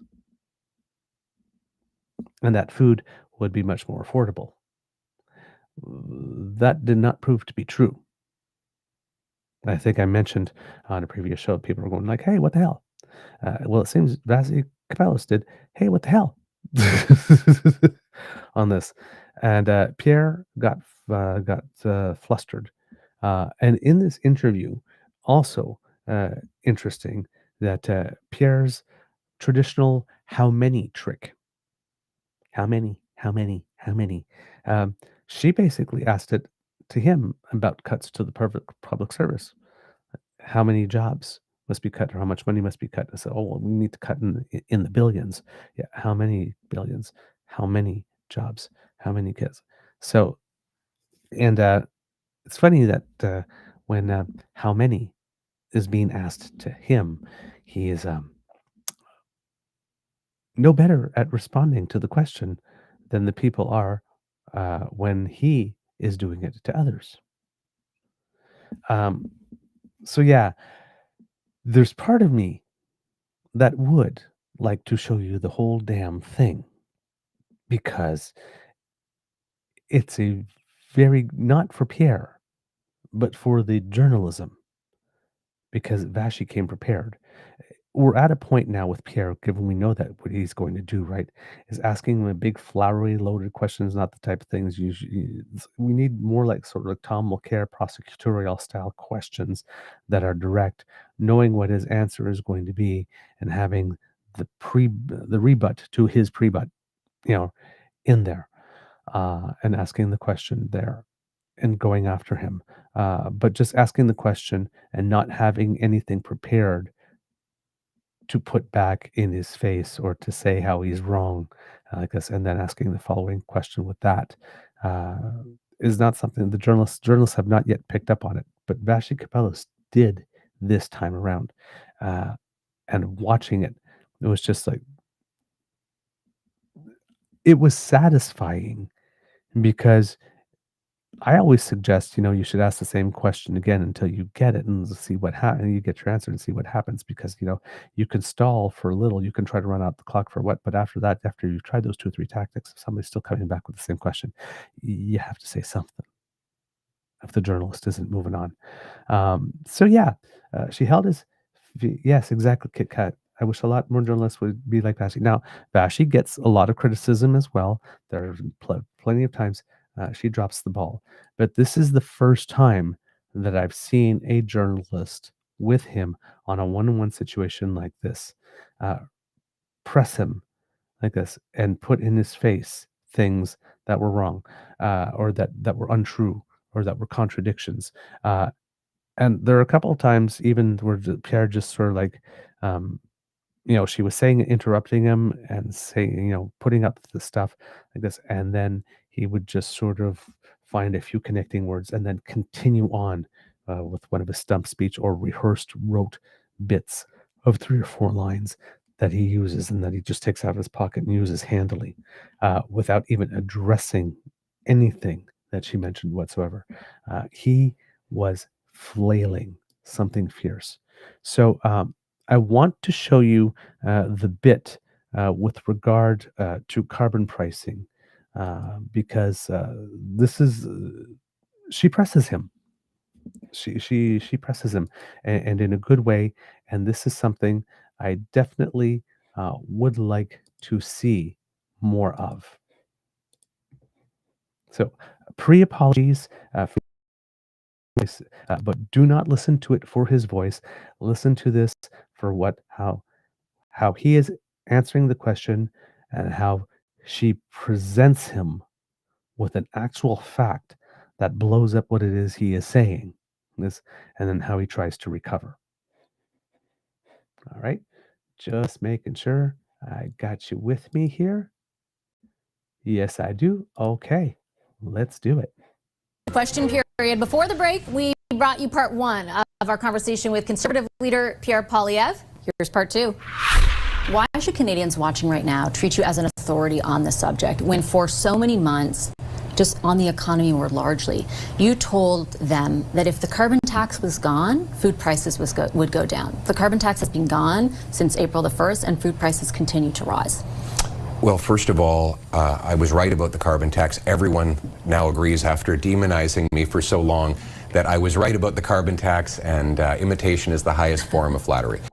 But what I have to say is even more incredible is that Carney has been able to over his increased government spending, which is staggering. He's doubled the deficit in 6 months, has flooded our economy with printed cash, which is ultimately causing inflation. Now, it is true that the CPI is lower than it would otherwise be, And everyone agrees, all the economists, I think even the Bank of Canada, that that is because of the carbon tax. You're welcome. But when you flood the economy with hundreds of billions of dollars of extra printed money, as Mr. Carney is doing, you cause inflation in every other area of life. And what really worries me is that once the carbon tax elimination rolls off the monthly inflation measurement early next year, we're going to see really high rates of inflation. We're already seeing it in the core readings. We're already seeing it in the food prices that are rising 70% faster than the Bank of Canada's target, with 4 million visits to Toronto food banks. Mark Carney is doing the Justin Trudeau inflationary spending on steroids, and I'm very concerned this is going to cause serious human suffering. But the statistics around inflation show that even food inflation from the first month after the carbon tax was cut outpaced regular inflation. The promise you specifically and your colleagues made to Canadians was food prices would go down if the carbon tax is eliminated. That didn't happen. Why should you be treated as an authority more largely on what the government should do on the economy? Well, I'll tell you why I should be treated as an authority on this one, Vashi, is because I said that Carney would only suspend the carbon tax before the election and then bring in a new one after the election, and that's what he's doing. The fuel standard, the Canadian fuel standard, that he's bringing in. That was in existence already. But it's rising every year, and it is going to get to 17 cents a litre. According to the parliamentary budget officer, what was the old carbon tax? 17 cents a litre. So just as I predicted that he would bring back a carbon tax, he is doing that. And we don't know yet exactly what the impacts will be on food prices, but we can be sure it's a lot. Because whenever you raise fuel prices... But what you said didn't happen. I have to respectfully challenge you. I take what you're saying about the clean fuel standards, okay? But you didn't say, oh, but there will be the clean fuel... You said, if the carbon tax is gone, food prices are down. But he's brought in a new carbon tax. But he didn't. It was already in place. That policy set existed when you were making those comments. Right, and it's growing.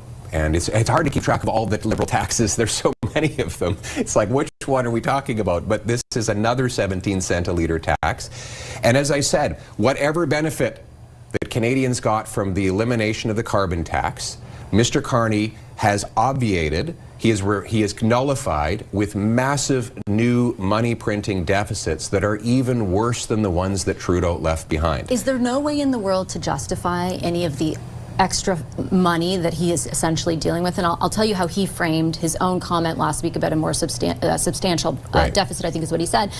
Increased costs to deal with the economic impact, like supports for people and sectors that have been very hard hit. I think we can agree, like, the tariffs are out of his control. I mean, to the degree that the president had decided the level of them. And the second impact is just simply from the tariffs themselves and the compressive factor that has on revenues for the government. Like, wouldn't you be dealing with the exact same situation? Very differently.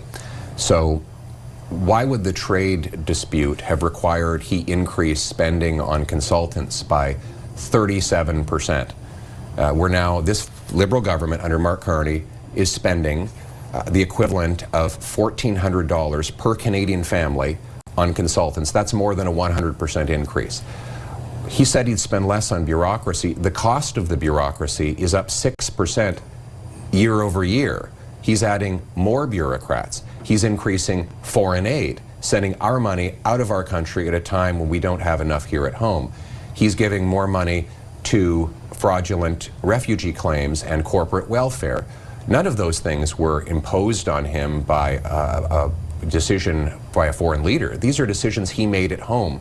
They would have been irresponsible had there been no trade dispute. They're even more reckless now because we can least afford to waste money when we're confronting a serious dispute with our biggest trading partner. He has intimated that there will be some sort of adjustment to the public service. To be fair, during your campaign, you also said there would be cuts, but didn't detail to what degree they would come. How much should the federal government cut the public service, to be exact? There needs to be billions of dollars of reductions in the federal bureaucracy, and we need to cut the consultants in half. So he should cut the budget for consultants by at least $12 billion. And what about the budget for public service workers, which right now is at $71.5 billion? Well, we should reverse the cost of the bureaucracy back at least 5 years to the pre-COVID era. I mean, how is it that we were able to deliver all these services 5 years ago with 40%, 30% less bureaucrats and less bureaucratic spending. We don't need more bureaucracy. We need to leave money in the pockets of entrepreneurs and workers who will generate the real growth for our country. What do you say to people who hold those jobs, many of whom used to be in your old riding, who will be a factor in the new unemployment rate, who have to look at their families when losing their jobs and figure out a way to support them? It's very difficult, and of course right now the reality is that we're in a liberal jobs crisis. The unemployment rate is skyrocketing. Since Mr. Carney became Prime Minister, 86,000 people have lost their jobs. The answer to that, though, surely cannot be to build the bureaucracy. I mean, if a bigger bureaucracy was going to make for a good job market, then we'd have the best job market in the world, because Liberals have done nothing but spend on bureaucracy and government consultants. What we need is private sector employment. We need businesses to hire more people, giving them paychecks, producing things, goods and services that the country needs. And unfortunately, that's going to be tough. I made the decision to be honest about people during the election.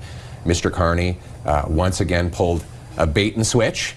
Well, to be fair, you just said that there'd be cuts. You didn't detail the degree to which you would. We did actually. I don't have my platform in front of me, but we did have the dollar figures that we plan to save. I think it was $56 billion right. is what your total was, but you didn't break that down. We did break it down by public service, consultants, so how many thousands of Canadians should lose their job in the public service?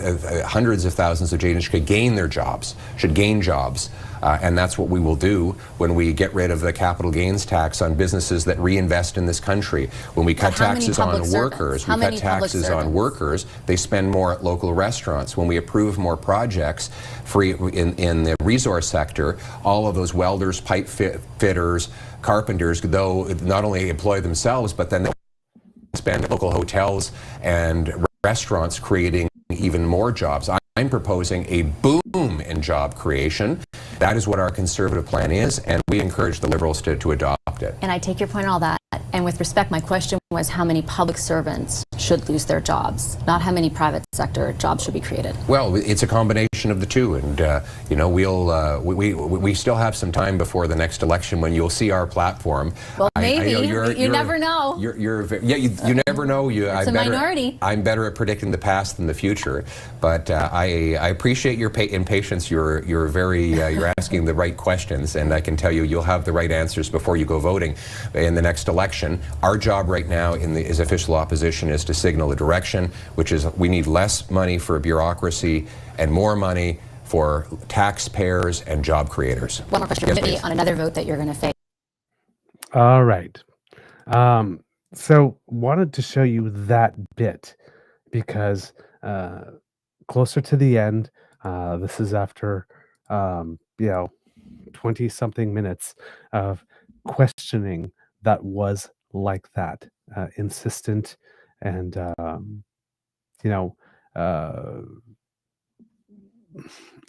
pressing, and you could see that she was prepared. I don't know how much it was. I don't have my platform before me. Well, I did it. I looked at the platform. It's $56 billion, you said.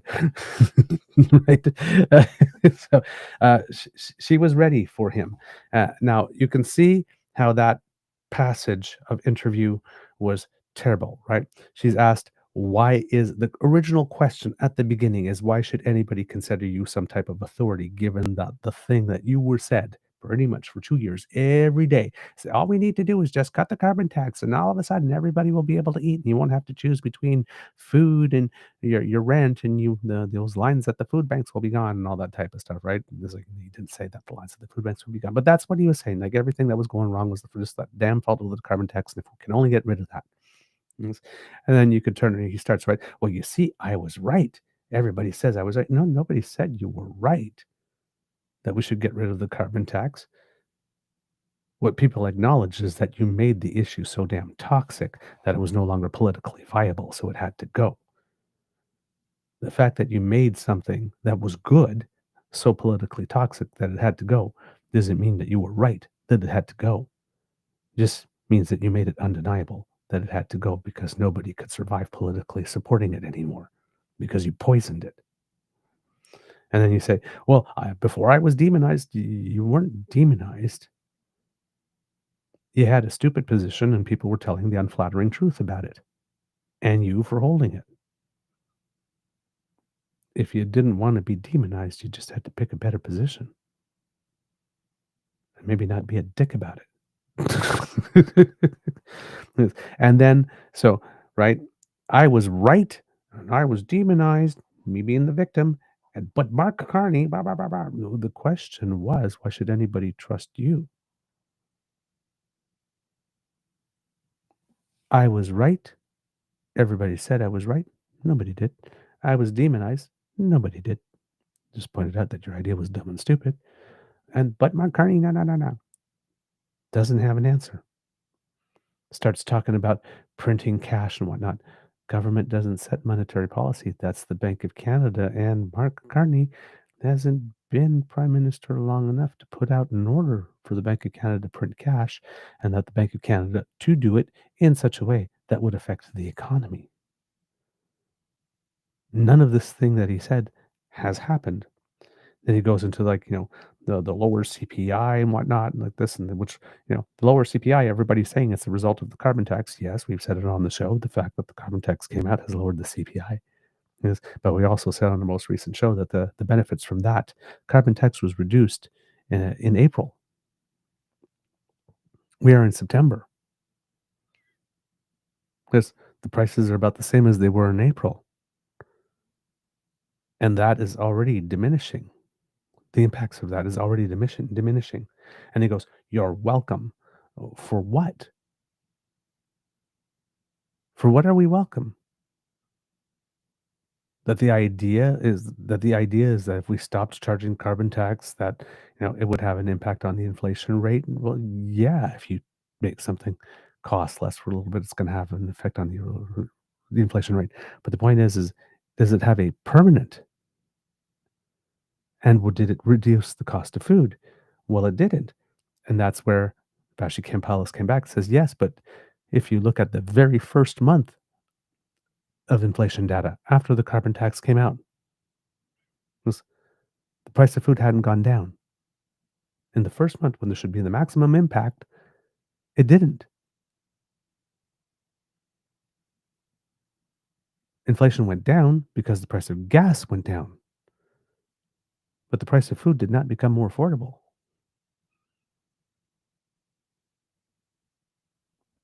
Not sure what Pierre is talking about.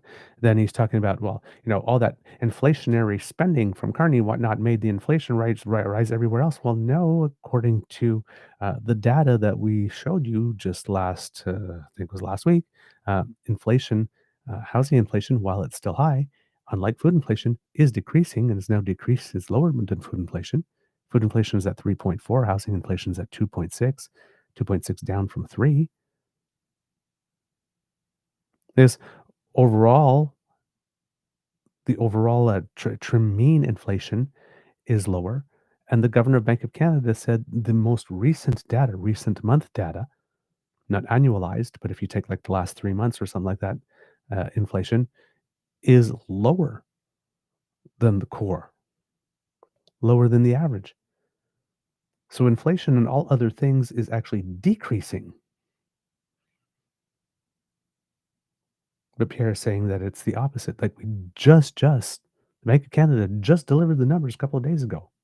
And Pierre is saying that the numbers are opposite of what they are. Then she comes back to the question, why should people consider you an authority? And then you get the stammering and the nervous laugh. I guess. And then he tries his other bullshit line. This. That, well, you see, I told you he was only going to suspend it temporarily and bring up another one. And then he talks about the Canadian fuel standard. But I thought that carbon tax 2 was the industrial carbon standard, Pierre. The last month and a half, when you've been talking about carbon tax 2, it's been the industrial carbon tax standard, not the Canadian fuel standard, which you have talked about. And now you're saying, oh, well, now that's going up to 17 cents a liter, which is the same thing. But as Vashi Kapala said, the Canadian fuel standard has been in existence for a long time. Okay, it happens to be going up this year to the same amount that the carbon tax was, but we had the Canadian fuel standard amount and the carbon tax amount. At the same time, the fact that the Canadian fuel standard is having its scheduled increase that happens to bring it to the same number as the carbon tax means doesn't mean that the Canadian fuel standard was just introduced over the last 4 or 5 months by Mark Carney and brought in at the same rate as the carbon tax, so as to nullify it, as he's claiming. He's outright lying. This for Pierre is carbon tax 3, not carbon tax 2. But he's presenting it as an equivalent to carbon tax when it's something that existed and was already priced in. We were paying the clean fuel standard on top. A lower than 17-cent one. I don't know, maybe it was 13, maybe it was 14, who knows? But we've been paying the Canadian fuel standard for quite a while. I should probably, go out and look that. I'm gonna look that up after the show or during a break or whatnot. Seeing how long ago the Canadian fuel standard was introduced, or someone enterprising Kit would like to do that and put it in the chat. But he's presenting it like this new thing that's just been put in place, this new tax that Carney just I've taken away the carbon tax, but now you're paying the Canadian fuel standard. And oh, look, isn't it how convenient? It's 17 cents, just like the carbon tax. Boy, did I screw you. That's not at all what happened.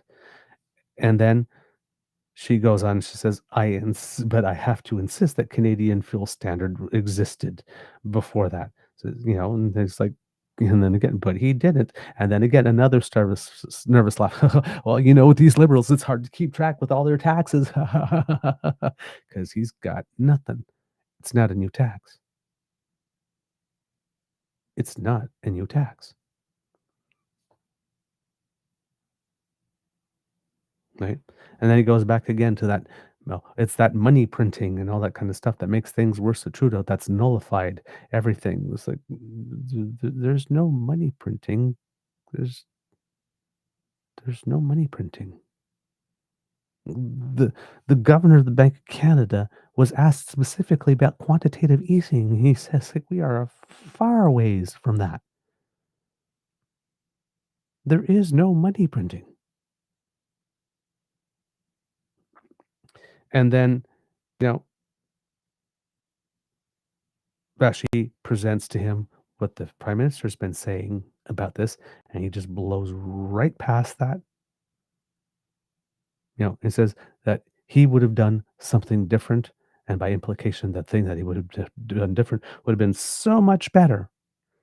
And then he goes into his tired campaign line about hiring consultants and that they need to be cut. So he goes back to his rhetorical safety blanket and cutting foreign aid and fraudulent refugee claims, blaming the immigrants again, and corporate welfare, which, like, is there any party that's more the party of corporate welfare than the Conservative Party of Canada? I mean, seriously. So they're talking about us betting it all on pipelines right now. I can't believe this deficit. It's going to be absolutely terrible. But you guys want to build pipelines. You think that will not add to the deficit? You guys want us to negotiate from a position of strength. Does that mean you won't put the $9 billion into the military? You want to be able to get those critical mines, those critical minerals out. Okay, but you don't want the better ports to ship them to Europe? Like, what would you not spend on? Oh, we wouldn't spend on the consultants. Okay, so let's say, as we say, we cut the consultants in half. Please do not cut the consultants in half. Do not cut people in half. You want to cut the budget for consultants in half, but don't cut the consultants in half, Pierre. That would not be bad. That would not be good. You're saying things are more reckless now. We got to make cuts to the public service. We need to cut the consultants in half. We need to go back to the pre-COVID era. So, okay, then, what would you say to the people in your riding, your previous riding, where there were a lot of public servants? Well, it's very difficult. But the Liberals' jobs crisis, oh, wow, that's the extent of the sympathy you get from Pierre. Well, it's very difficult. for you to make a decision to fire people or cut jobs that might not work out well for you? Is that what's very difficult, sir? Maybe. But that's the extent. He has nothing to say. He said, well, but it's very difficult. But that damn liberal job crisis, that's all he's got to say to the people. But I was honest about the fact I would cut public service. So he hardly mentioned it at all during the campaign. He mentioned it like a previous few months before that he wanted to do that. But I mean, conservatives always want to cut the public service. They hate the public service. They keep it. When the conservatives are the head of the public service, they're the most horrible boss people could ever have.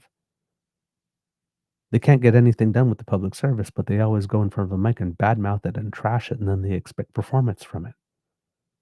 While they talk it down and bash it, and they know they can do it with impunity because the public service isn't allowed to talk back, not allowed to make political comments.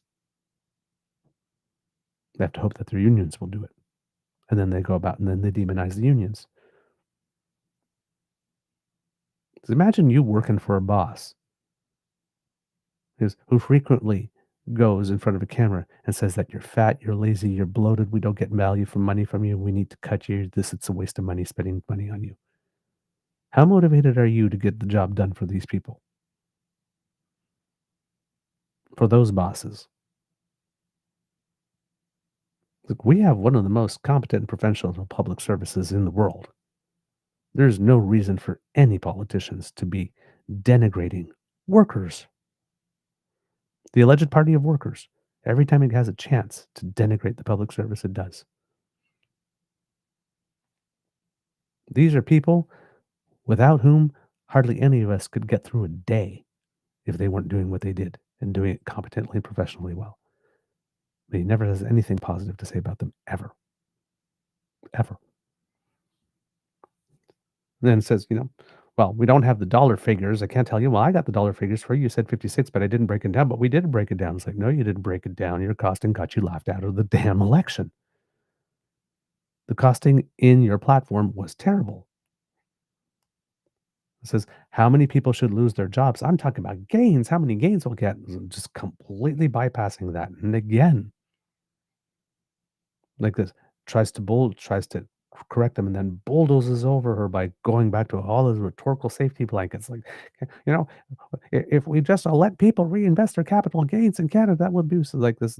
I would like to see the math on that. How many capital gains do Canadians cash in every year? What's the $1 billion? How much is that? What's the amount of that in millions or billions? And if you were to not tax that and assume it would be if it was, it has to be reinvested in the economy according to this plan. So if that money was reinvested in the economy like this, and not taxed at the capital gains tax rate, how much additional income would it bring in? Would it generate really? And would that be enough to make it such that we wouldn't have to line up at food banks anymore like this, just like he said the carbon tax would, or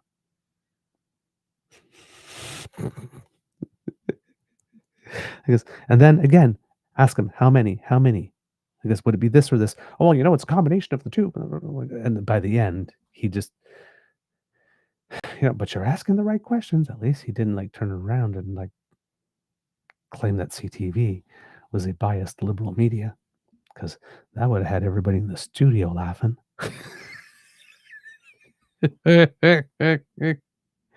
Oh my word. Like I said, if you watch it from beginning to end, right off the first question, right off the first answer, he starts bullshitting. And she starts countering him early. And what you saw there was after the point at which you started to the point at which we ended, was after 15 minutes of her doing this to him. And then she asks him the question that kills. Why should anybody believe you on the economy, given that everything you said about the carbon tax turned out to not be true? And given also that your platform of your election, the economic part, was complete trash, especially the costing. She was kind not to mention that part too. But when you put it together, he has no answers.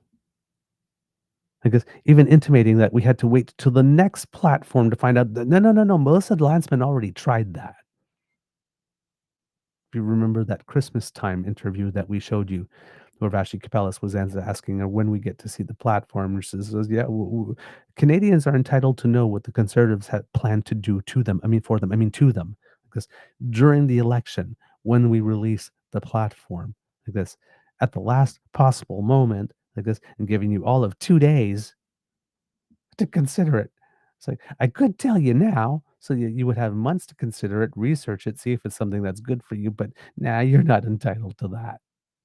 You're not entitled to that information in order to make an informed decision when you go to the polls. We'll just slip it to you 2 days before, after the early voting has already started. Then we'll just slip it to you like this, and hope you don't ask too many questions or expect to get any answers because we're busy campaigning. Sorry, y'all.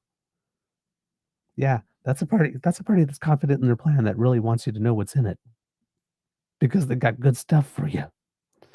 Nothing in that plan's going to screw you over. Nah, here, Grandma. Don't need to read this contract. Just sign here. Yeah, we're gonna get you fluffier pillows. Meanwhile, your bank account's being drained. It's like, come on, man. These people are not serious. Not serious. No plan, no answers, and reverting back to his rhetorical safety blankets.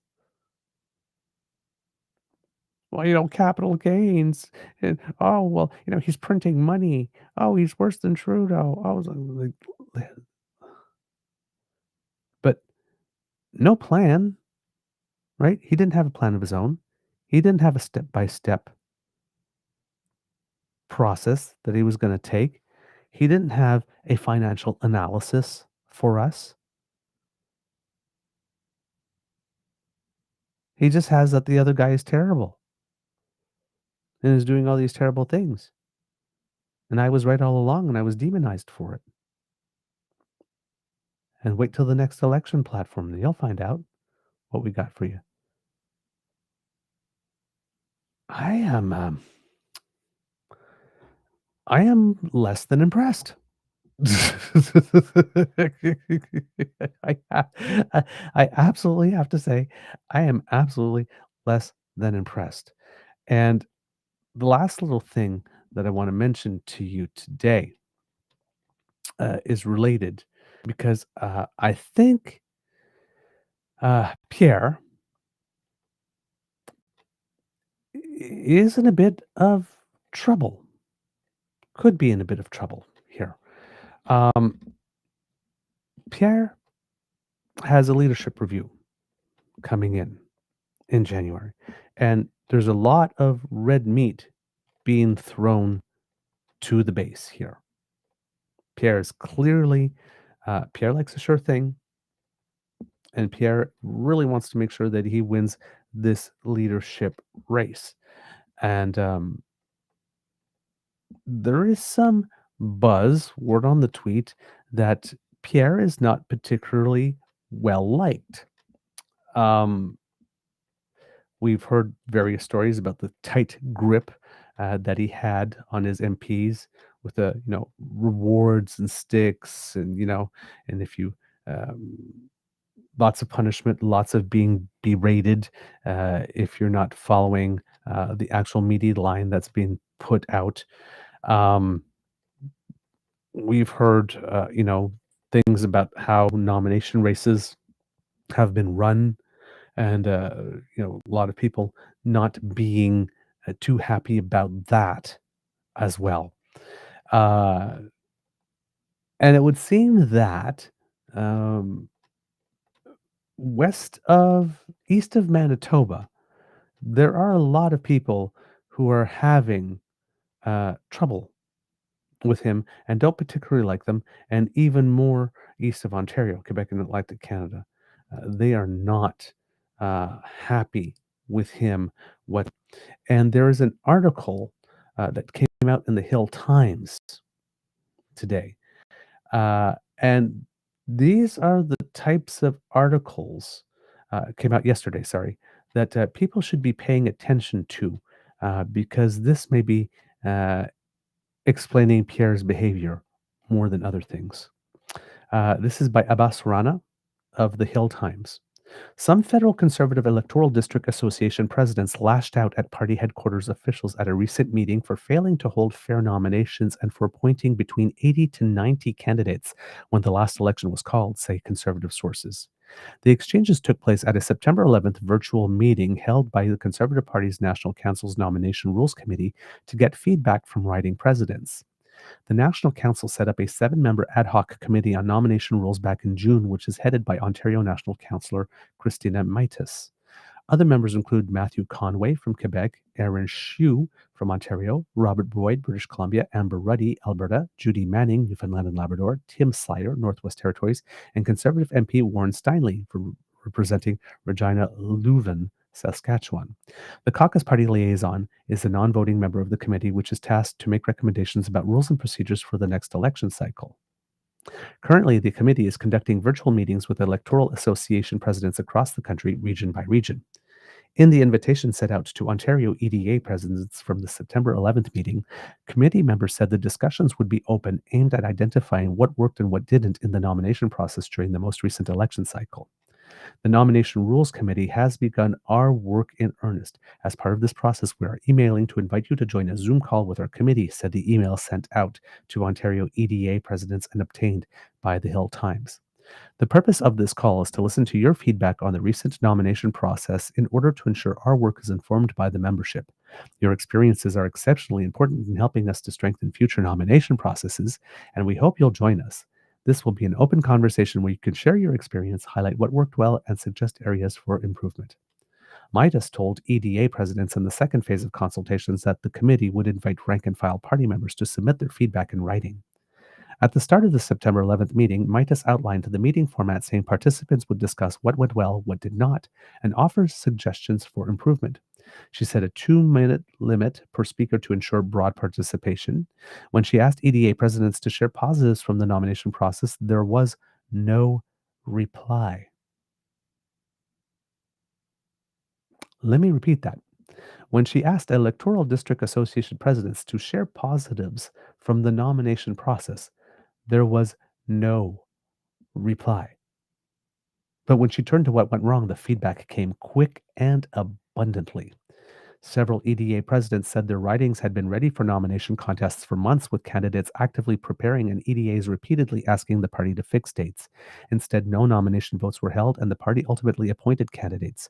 One president noted that they were told that 80 to 90 candidates were appointed just before or after the writ was issued, using a constitutional clause that allows the party to abridge the process in case of a snap election. But with the April 28th election, there was no emergency.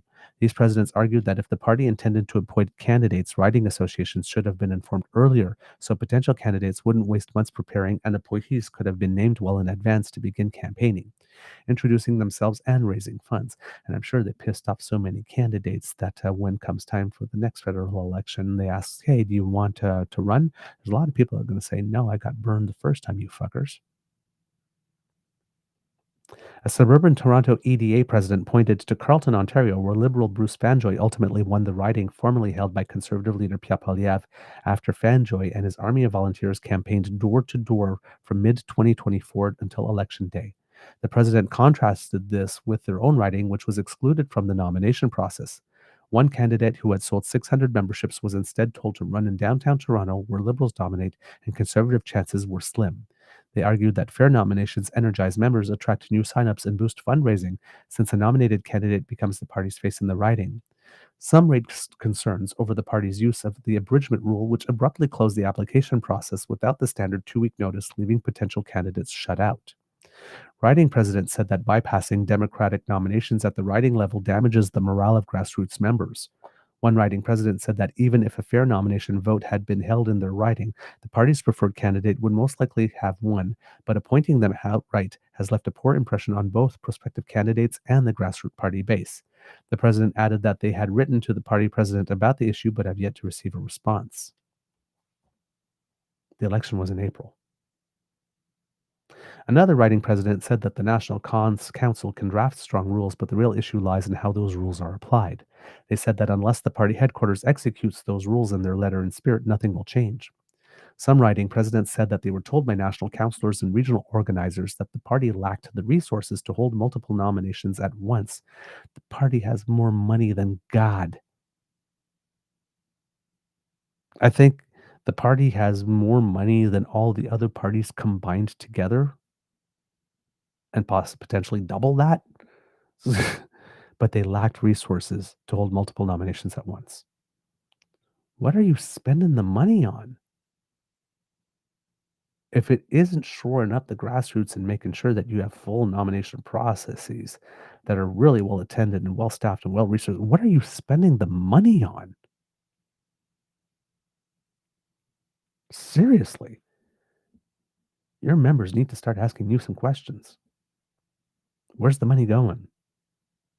But they questioned why, after raising record sums in 2023 and 2024, the party didn't hire more staff to manage the process. According to a Conservative Party press release, the party raised $41.7 million in 2024 alone, but they didn't have the resources. It just goes to show how much of a priority you are. They raised $41 million, 41.7 in 2024 alone, and not couldn't because they didn't have it, wouldn't because they chose not to spend those resources on making sure that the riding in which you live had the best nomination process possible to deliver the best quality candidate possible to be put on the ballot for you to have a great selection of choices in the federal election. They couldn't be bothered doing that work. They didn't think it was important. They didn't think you were important enough for them to do that work. They didn't think that them winning, they didn't think they needed to do that work. That's how much they took you for granted. Another president said that volunteers supporting different nomination candidates asked how a party that can't organize a nomination meeting could be expected to run a government and demanded accountability. Gee, can't organize a nomination meeting. This party can't even organize a clean leadership race. Seriously. All those mail-in ballots that everybody seemed to know were for Pierre. Then with the O'Toole. And then with the Sharon Bernier thing. It's like this, and this movement. I mean, the Ontario Conservatives, the Conservative Party is not good at leadership nominations. There's stuff going on in British Columbia with the BC Conservatives that appears to be a shit show too at the moment. This is a party that can't do anything. Look, the federal party was born out of an act of betrayal, and then in the first election that they won, they eventually had to plead guilty in court to election finance cheating in order to save 4 of their own, including 2 sitting senators, from going to jail. This is not a party that has sound organization in its DNA in any way, shape, or form. Are you really surprised that the party at the riding level, the nomination processes are a mess? Gee, you should see how they run a leadership race. Another president, my God. At one point in the meeting, a president shared the story of the appointment of a candidate in their riding, the manner in which they were appointed to create the perception that the National Council had a preferred candidate. To dispel that impression, Manning, the Newfoundland National Councillor, clarified that while the National Council sets the rules, it is party headquarters that implements them. She said that although the National Council has a candidate selection committee, it plays no role in choosing who runs in specific ridings. She, however, did not acknowledge that all nomination decisions by the party headquarters must first be cleared with the party president and the elected National Council, which has the power to intervene if rules are not followed. Some potential candidates told the Hill Times before the election that they raised concerns with the national councillors about party officials violating the rules, but nothing was done. They now plan to hold these councillors accountable at the next meeting when they seek re-election at the January 2026 convention. The National Candidate Selection Committee is chaired by Kevin Pierce and the Vice Chair is Leona Alukak. Other members include Heather Feldbush, Matthew Conway, Manny Fallon, and Stuart Kiff. Conservative MP Steinley is the non-voting member of this committee. In every election cycle, both the Conservatives and Liberals face allegations of not following the nomination rules and of playing favorites. In the spring election, the Conservatives were expected to win a landslide majority of more than 220 seats. In the lead up to the April 28 vote, a Conservative nomination was seen by potential candidates as a guaranteed seat in the House, so an unusually high number of potential candidates were interested in seeking the party nomination. To improve their chances of getting the Conservative nomination, they raised hundreds of thousands of dollars to show their fundraising prowess and signed up thousands of new members. In the end, most were disappointed because the party chose to either not follow the rules and play technicalities and the leverage they have in the rules to get their preferred candidates or outrightly appointed the candidates at the last minute. In not for attribution based interviews, senior Conservatives involved in the decision making process told the Hill Times that their priority was securing winnable candidates, which meant the rules could not always be followed. They acknowledged that the last election cycle saw the most centralized nomination process in the party's history, but argued the stakes were high and they did not want to risk losing by leaving outcomes to chance. Quote, "You can have a fair nomination process or you can have the candidates you want," a senior Conservative told the Hill Times recently. Again, that's really telling. You can have a fair process or you can have the candidates you want. And here's the other thing that's absolutely frustrating about this is that the Conservatives wanted this election. They demanded it. They sought it. They kept on sought it out. They kept on holding non-confidence votes all the time to try to bring down the government, but they didn't have their nominees in place. And they didn't do the right thing by the nomination process in each of the ridings. They nominate people at the last minute. How can you be calling for an election for 2.5 years, staging non-confidence votes that, okay, I guess they were very confident that they would not win them when they staged them, and therefore they were PR exercises, because if they actually thought that they had a chance, they would have had their nominations in place to be able to go into an election. Of all the parties, the one party that should not have been stuck naming candidates at the last minute would have been the Conservative Party of Canada, given that they were the ones who were pushing for the election in the first place. For they so thought they had it in the bag, they didn't care. So yeah, you can have a fair nomination process or you can have the candidates you want, but you can't have both. Why? Because the candidates you want aren't strong enough to actually win a nomination process? And if that's the case, then why do you want those candidates? Must be because they bring something other than being someone that the constituents would find worthy of representing them, which is what it's supposed to be about. The election is supposed to be about the constituents, not about the party. The constituents are supposed to get the candidate they want, not the party. Senior Liberals echo that sentiment when unsuccessful. Potential candidates in their party questioned the fairness of nomination elections. The Liberals faced numerous similar allegations in 2015 when they were widely expected to win and did. Since then, unsuccessful Liberal hopefuls have from time to time publicly spoken up during general elections and by-elections that the party was not following its own rules. They faced very few complaints in the last election because up until this January, most expected the Liberals stand up in third or fourth place because of then Prime Minister Justin Trudeau's unpopularity and Canadians' cost of living concerns. The political landscape changed dramatically after Trudeau's departure and the United States President Donald Trump's threats of tariffs and talk of making Canada the 51st state. Complaints of unfair nominations most often surface against the Conservatives and Liberals, as they are parties that have formed government. Meanwhile, Mitas did not reply to an interview request, but Sarah Fisher, communications director for the Conservative Party, sent a written statement to the Hill Times for this article. Yes, a written statement so that you can talk at people but not be questioned, because you're confident in your position. Quote, "After every election, National Council reviews our governance documents to ensure they meet the needs of the moment. Consequently, National Council struck an ad hoc subcommittee to review our candidate nomination rules to make sure that these rules are relevant and timely to the work ahead," wrote Fisher. "The committee is looking at a number of ways to streamline, improve, and refine our process, which is the most democratic by far." No writing presidents lifted up their hand when asked what went well. None. to streamline and improve and refine our process, which is the most democratic by far, to add to the wonderfully talented caucus we have after the next election.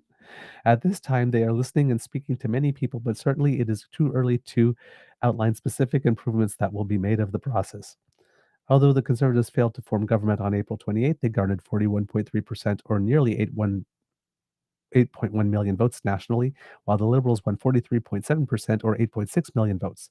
This was the best election result for the Conservatives since 1988. The party also increased its total vote count compared to the 2021 federal election, when they received 33.7% or 5.7 million votes. In the current parliament, the Liberals have 169 seats, the Conservatives won 44, the Bloc Québécois 22, the NDP 7, and the Greens 1. In comparison, after the 2021 federal election, when the House had 338 seats, the Liberals won 160, the Conservatives won 19, the Bloc 32, NDP 25, and Greens 2. So there you go. So lots of drama going on behind the scenes here, Kits and Cups. And I notice here that I have been fuzzy, and I probably have been fuzzy for quite a while I was reading that. Oh, well. So sorry for that. Adjusted the camera now. But yeah. So yeah. When you have a leadership review coming up, and there's not one single electoral district association president in all of Ontario that has something positive to say about how nominations were run, you could be in trouble. Maybe that explains why the leadership race is set in Calgary in January. Because they don't want people from Ontario traveling.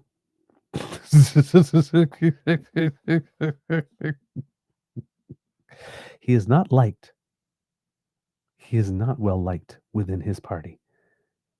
And he blew a 25-point lead and didn't bring him to the promised land, and doesn't look like the inevitable next prime minister. He no longer has the things to keep MPs in line and quiet. We don't like what's going on, but we're going to win. So I'm not going to say anything. But now it doesn't look like that. And it really doesn't look like that. Again, Kits and Cups, might be too early, probably is too early to tell, to be honest. But according to aggregate polling, it would appear that if there was any bounce, post-by-election bounce for Pierre, it might already be over. Graph here. If you can look here, this is the Conservative line, and this is around election time. And you see Pierre gets a bump. But the last two polling cycles starting to go down. Liberals were coming back. There's a little bit of bump here. And if you look here in the seat projection, the Conservatives, which were down here, they came up here. You see slight little decline down to 132, and you see the Liberals, who had arrived close to the majority or minority line last 2 weeks. Numbers have been going up, and they're back in majority territory again. So it could be that already, because there's not enough data points, but if this particular last 2-week trend does develop, it would seem that the Conservative leader, the excitement about him returning with nothing new to offer, has already dissipated. And if the numbers go back even to where they were post-election, but in the summer months when Carney was really flying high and Pierre wasn't as visible and the party dropped, if they go back to that region by the time January comes along, might be very, very, very difficult for Pierre to get the number that he wants. And at the end of the interview, that's one of the things that Vashi Kapelas was asking Pierre. It's like, what's the magic number for your leadership race? He goes, well, I don't believe in magic. Okay, let me reframe the question. What is your number? I guess under which you would go. He says, well, I haven't determined it yet. Blah, blah, blah, blah, blah. It's like, not particularly confident, are we, Pierre? And again, she did the how many thing a couple of times, and Pierre flubbed and stammered and tripped over himself, but didn't give a number. Yes, I guess the maybe the recent experience of Bonnie Crombie, who, got 57%, and she said, "Well, yeah, I don't say I want to say what my number is, but that's enough." And then 3 hours later, she resigned. And Merritt Stiles over the weekend got 68%, and I also believe that that's not enough. And there's some clamoring, not enough, but there isn't as organized a machine as the New Leaf Liberals were within the NDP. But Merritt Stiles has determined that 68 for her was enough to stay. I'm not sure how much support that she has and whether or not that's a decision that will last. But I personally don't believe it's enough. My personal bias is always it has to be at least the three quarters. You're not going anywhere unless you have 75% of your membership. You might be able to make an exception for 73, 74 if someone's really, really popular or a good fundraiser. But yeah, you're not 60s, 50s. It's just not enough. It's just not enough. You have to be able to bring more of the membership with you. So we'll see what happens in that case. But Pierre might be a little reluctant to give a number because, well, I'm sure he knows that he's not particularly well liked. But again, we'll see what happens on that, kids and cubs. Just some interesting times here in Canada. All right, kids and cubs, that is it for this episode of the Daily Beaver Morning Show. We hope that you love listening to us because we love making this for you. Remember, sharing is caring and word of mouth is priceless. So please, please, please tell your peeps and poops all about us. And I see that the sun is coming in through the window, so maybe tennis this morning there will be after all. Ooh, keep your fingers crossed for me, kids and cubs. Please do. I really appreciate it when you share our content and when you include a little bit of yourself there and let people know why it is that it resonated with you because you are leaders and influencers in your own circles. And we appreciate the help. Now, kids and cubs, if you would like us to help you because sometimes you're too busy to watch the show, well, either live with the DAMFAM or at your own convenience, and you need another way to stay in touch with what's going on in the world. Well, don't worry. We've got you covered. Thanks to the Ray Girl. Well, we have something called Podpage. That's podpage.com/the true north eager beaver with a hyphen between each one of those words, or you can scan that QR code that has just appeared. And when you go there and click subscribe, our show is available in podcast format for you so that you can download us and then just take us with you because we're lightweight and portable. And therefore, we will not weigh you down. That way, you can pop us in your ears and you can get your latest news and take on the day. It's a win-win. All right. Now, if you would like to help us, kids and cubs, you can do that by making your way on down to the True North Eager Beaver Media Incorporated YouTube page, where our kits, Cassie and Elaine, will be beckoning you to play with our buttons, like, share, and subscribe. I'm still seeing 24,900 on my screen, so we didn't flip to 25,000 during the show. But maybe sometime later today. You never know. Keep on watching it like the odometer on the car. See, wait for it to flip. Kids and cubs, please go there, like, share, and subscribe. Click on our buttons. It helps us with the algorithm, and it makes us very happy when you do. Now, kids and cubs, if you would like to help us in another way, we would be very, very grateful if you would like to help us with the costs that we incur to bring this show to you, kids and cubs. If things keep on going currently as they're going now, we are on track, definitely, to break even this year, which would be really, really nice. And that would be thanks to you and your support. And we would be quite delighted if that was the case this year. So if you would like to help us, kids and cubs, you would need to go to our coffee page. That's ko-fi.com/eagerbeaver, all in one word. Or you can use this QR code here that just appeared at the top of the screen. and that will bring you there. And there you can drop a couple of loonies or toonies into the jar that we call the Emergency Hydration Fund, and therefore you can do your bit to keep your favorite beaver moist. Mm. Yum, yum, yum, yum, yum, yum, yum, yum. Isn't that wonderful? So please do keep your beaver moist, because a moist beaver is a very happy beaver. And we would like to say thank you to Kit Hugh, who made a very enthusiastic expression of encouragement for our show following our interview with Olga. It appears that he did very much appreciate it, and it is reflected. So thank you, mon frère. It definitely helps a lot, and we are very, very grateful to you for your support, your continued support of the show for over a sustained amount of time. Thank you, my friend. All right, kits and cubs, because democracy is something that you do.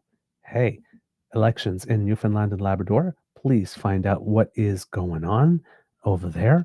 And if you have some candidates that you prefer, that would be great. I think we're coming close to the deadline for all the parties to have their candidates nominated. If I remember correctly, that was the 23rd. So find out who your candidates are. If there's one that you support, phone bank, volunteer, all that kind of stuff, or call Elections Newfoundland and Labrador and see if there is a manner in which you can help at a polling station. The vote is on October 14th, sorry. So coming very closely now, just 22 days away. So it's a short amount of time to ponder your decision, but make sure that you do and that you plan your vote, because friends do not let friends do democracy alone. Also, if you live in Alberta, www.forever-canadian.ca is where you go to for if you want to support this, getting on this. Sorry, let's try that again. If you want to support getting a question that is keeping Alberta within Canada on a citizens' initiative ballot for a referendum, 294,000 signatures, and probably a little more are required to do that, and all the signatures have to be done in front of a person. So you need to go to one of the pop-up stations. If you're mobility impaired, to take a check-in with the organization to see if they have a team to come to you. If you want to become a canvasser to help collect signatures, you can do that as well by going to that site. And you can also make a donation, because when you're running an operation that's big, sometimes you need a couple of funds to try and keep things going. So kits and cubs, any way that you can help, if you are in Alberta, please sign. It is very, very, very important that you do, and we very much appreciate that you have. And then, of course, always remember, kits and cubs, the petition is still out there to try to keep our politicians a little more honest. We are now at over 20,000 signatures, so almost double from the time. Well, we're just over 20,000, actually 20,100. So, but almost double what it was when we started talking about this. I think it was last week. So, kits and cubs, I am going to put it in the chat. But remember, if you're listening, go to ourcommons.ca and look for petition E-6679 on ethical issues, which is a petition, as I mentioned before, to try and encourage our elected members of parliament to be more honest and to have consequences for them in the case that they are not. Okay, words of wisdom, kits and cubs. Keep on praying for the sunshine. Sometimes it might come your way. Just, like, optimism sometimes is a good thing. It can help you. All right. Kids, it can be a tough world out there. So please be kind to and gentle with yourself.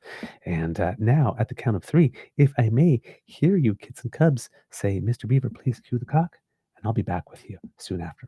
On 1, 2, 3. Oh, kits and cubs. Oh, that is so delightful.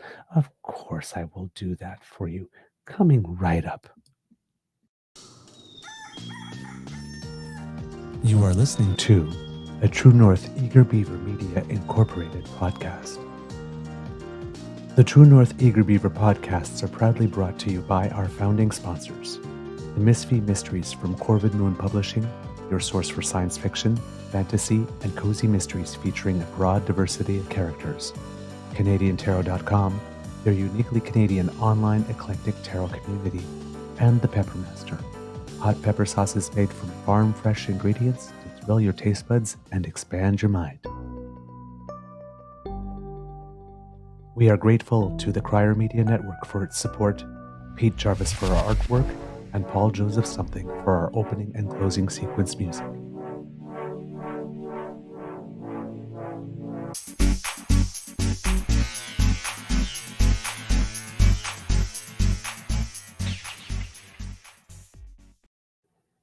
Hey, and we've got a little bit of news about Canadians who make us proud. Number one, the Toronto Blue Jays will be in the playoffs. They had a victory against the Kansas City Royals, I believe it was, last night, and that clinched it for them. That's after going on a little bit of a skid there near the end. And I think a couple of days ago they had a game against the Royals that they lost 20-1. Whew, that was quite of a blowout. But they recuperated, and yes, the Jays are in the playoffs. I think it's been a while, the first time in a while. So, well, no, maybe not the first time in a while. I don't know when the last time they were in the playoffs, actually. Huh. I'd have to I'd have to remember that, but for some reason, I think it's been a while. I know that they've been close a couple of times. But yeah, I'm on the bandwagon. I am cheering, hoping for things to go well. Still some games left in the regular season, though, before we get there. But they have definitely clinched their spot into the playoffs, and now it's to see whether or not they will secure the division, the championship of their division. Also, kids and cubs, the World Athletics Championships are over, and Canada finished with 5 medals, 3 gold, 1 silver, and 1 bronze. And that, in terms of the standings, the table, if you put gold medals first, made Canada actually finish in 3rd place at the championships. Total medals a little lower than that, maybe 5th or 6th or something. But yeah, so we had the 3 gold that we mentioned before for Evan Dunphy in the 35-kilometer race walk, and then for Cameron Rogers and Ethan Katzberg in the hammer throw, respectively, women and men's. And then Marco Arup collected the bronze in the men's 800 meter, I believe it is, race, and which was an achievement because he was feeling that he didn't have it in him, but he did manage to make it happen. And then our 4x100 men's relay weight race competed, and the 4 men there, it was raining. So was a bit of a wet track, not to the best conditions, but our quartet won the silver medal at the World Championships, which is a great achievement as well. Andre DeGrasse, Brendan Rodney, Jerome Blake, and Aaron Brown, which is the name I had forgotten when I was talking about the people that qualified to the semifinals in the 200 meters. I am sorry, Mr. Brown.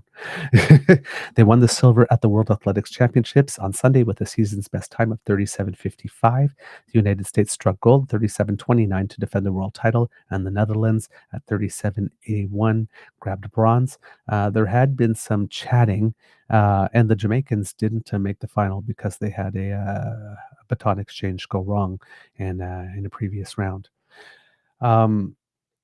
There was some talk from the members about that this might be the last time they were running together ever. But it seems that after this result, there is some talk that they will be staying together till LA 2028 and see if they can make another go at it.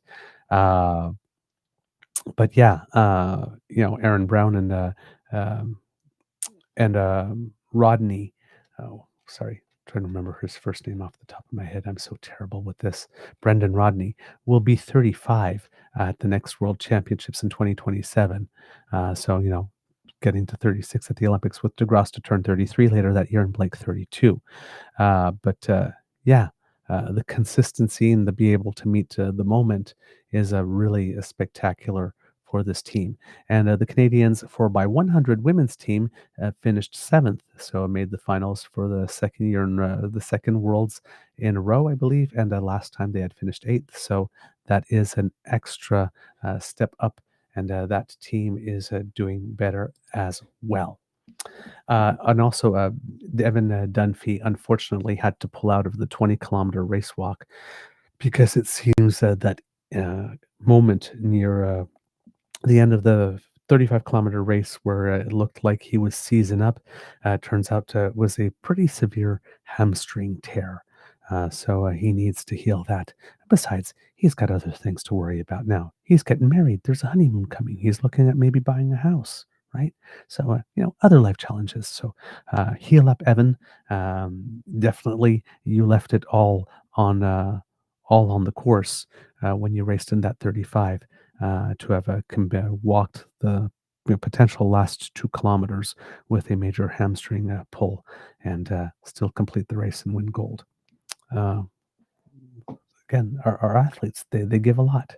And unfortunately, Damian Warner also had to pull out of the decathlon, and Pierce Lepage had to drop out after four events. He did not start in the 400-meter race, which was the last event on day one.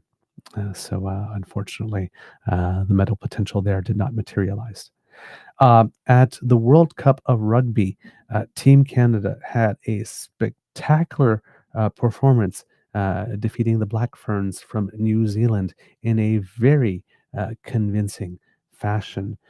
It was never in doubt. I think Canada scored the first three tries of the match and just never looked back.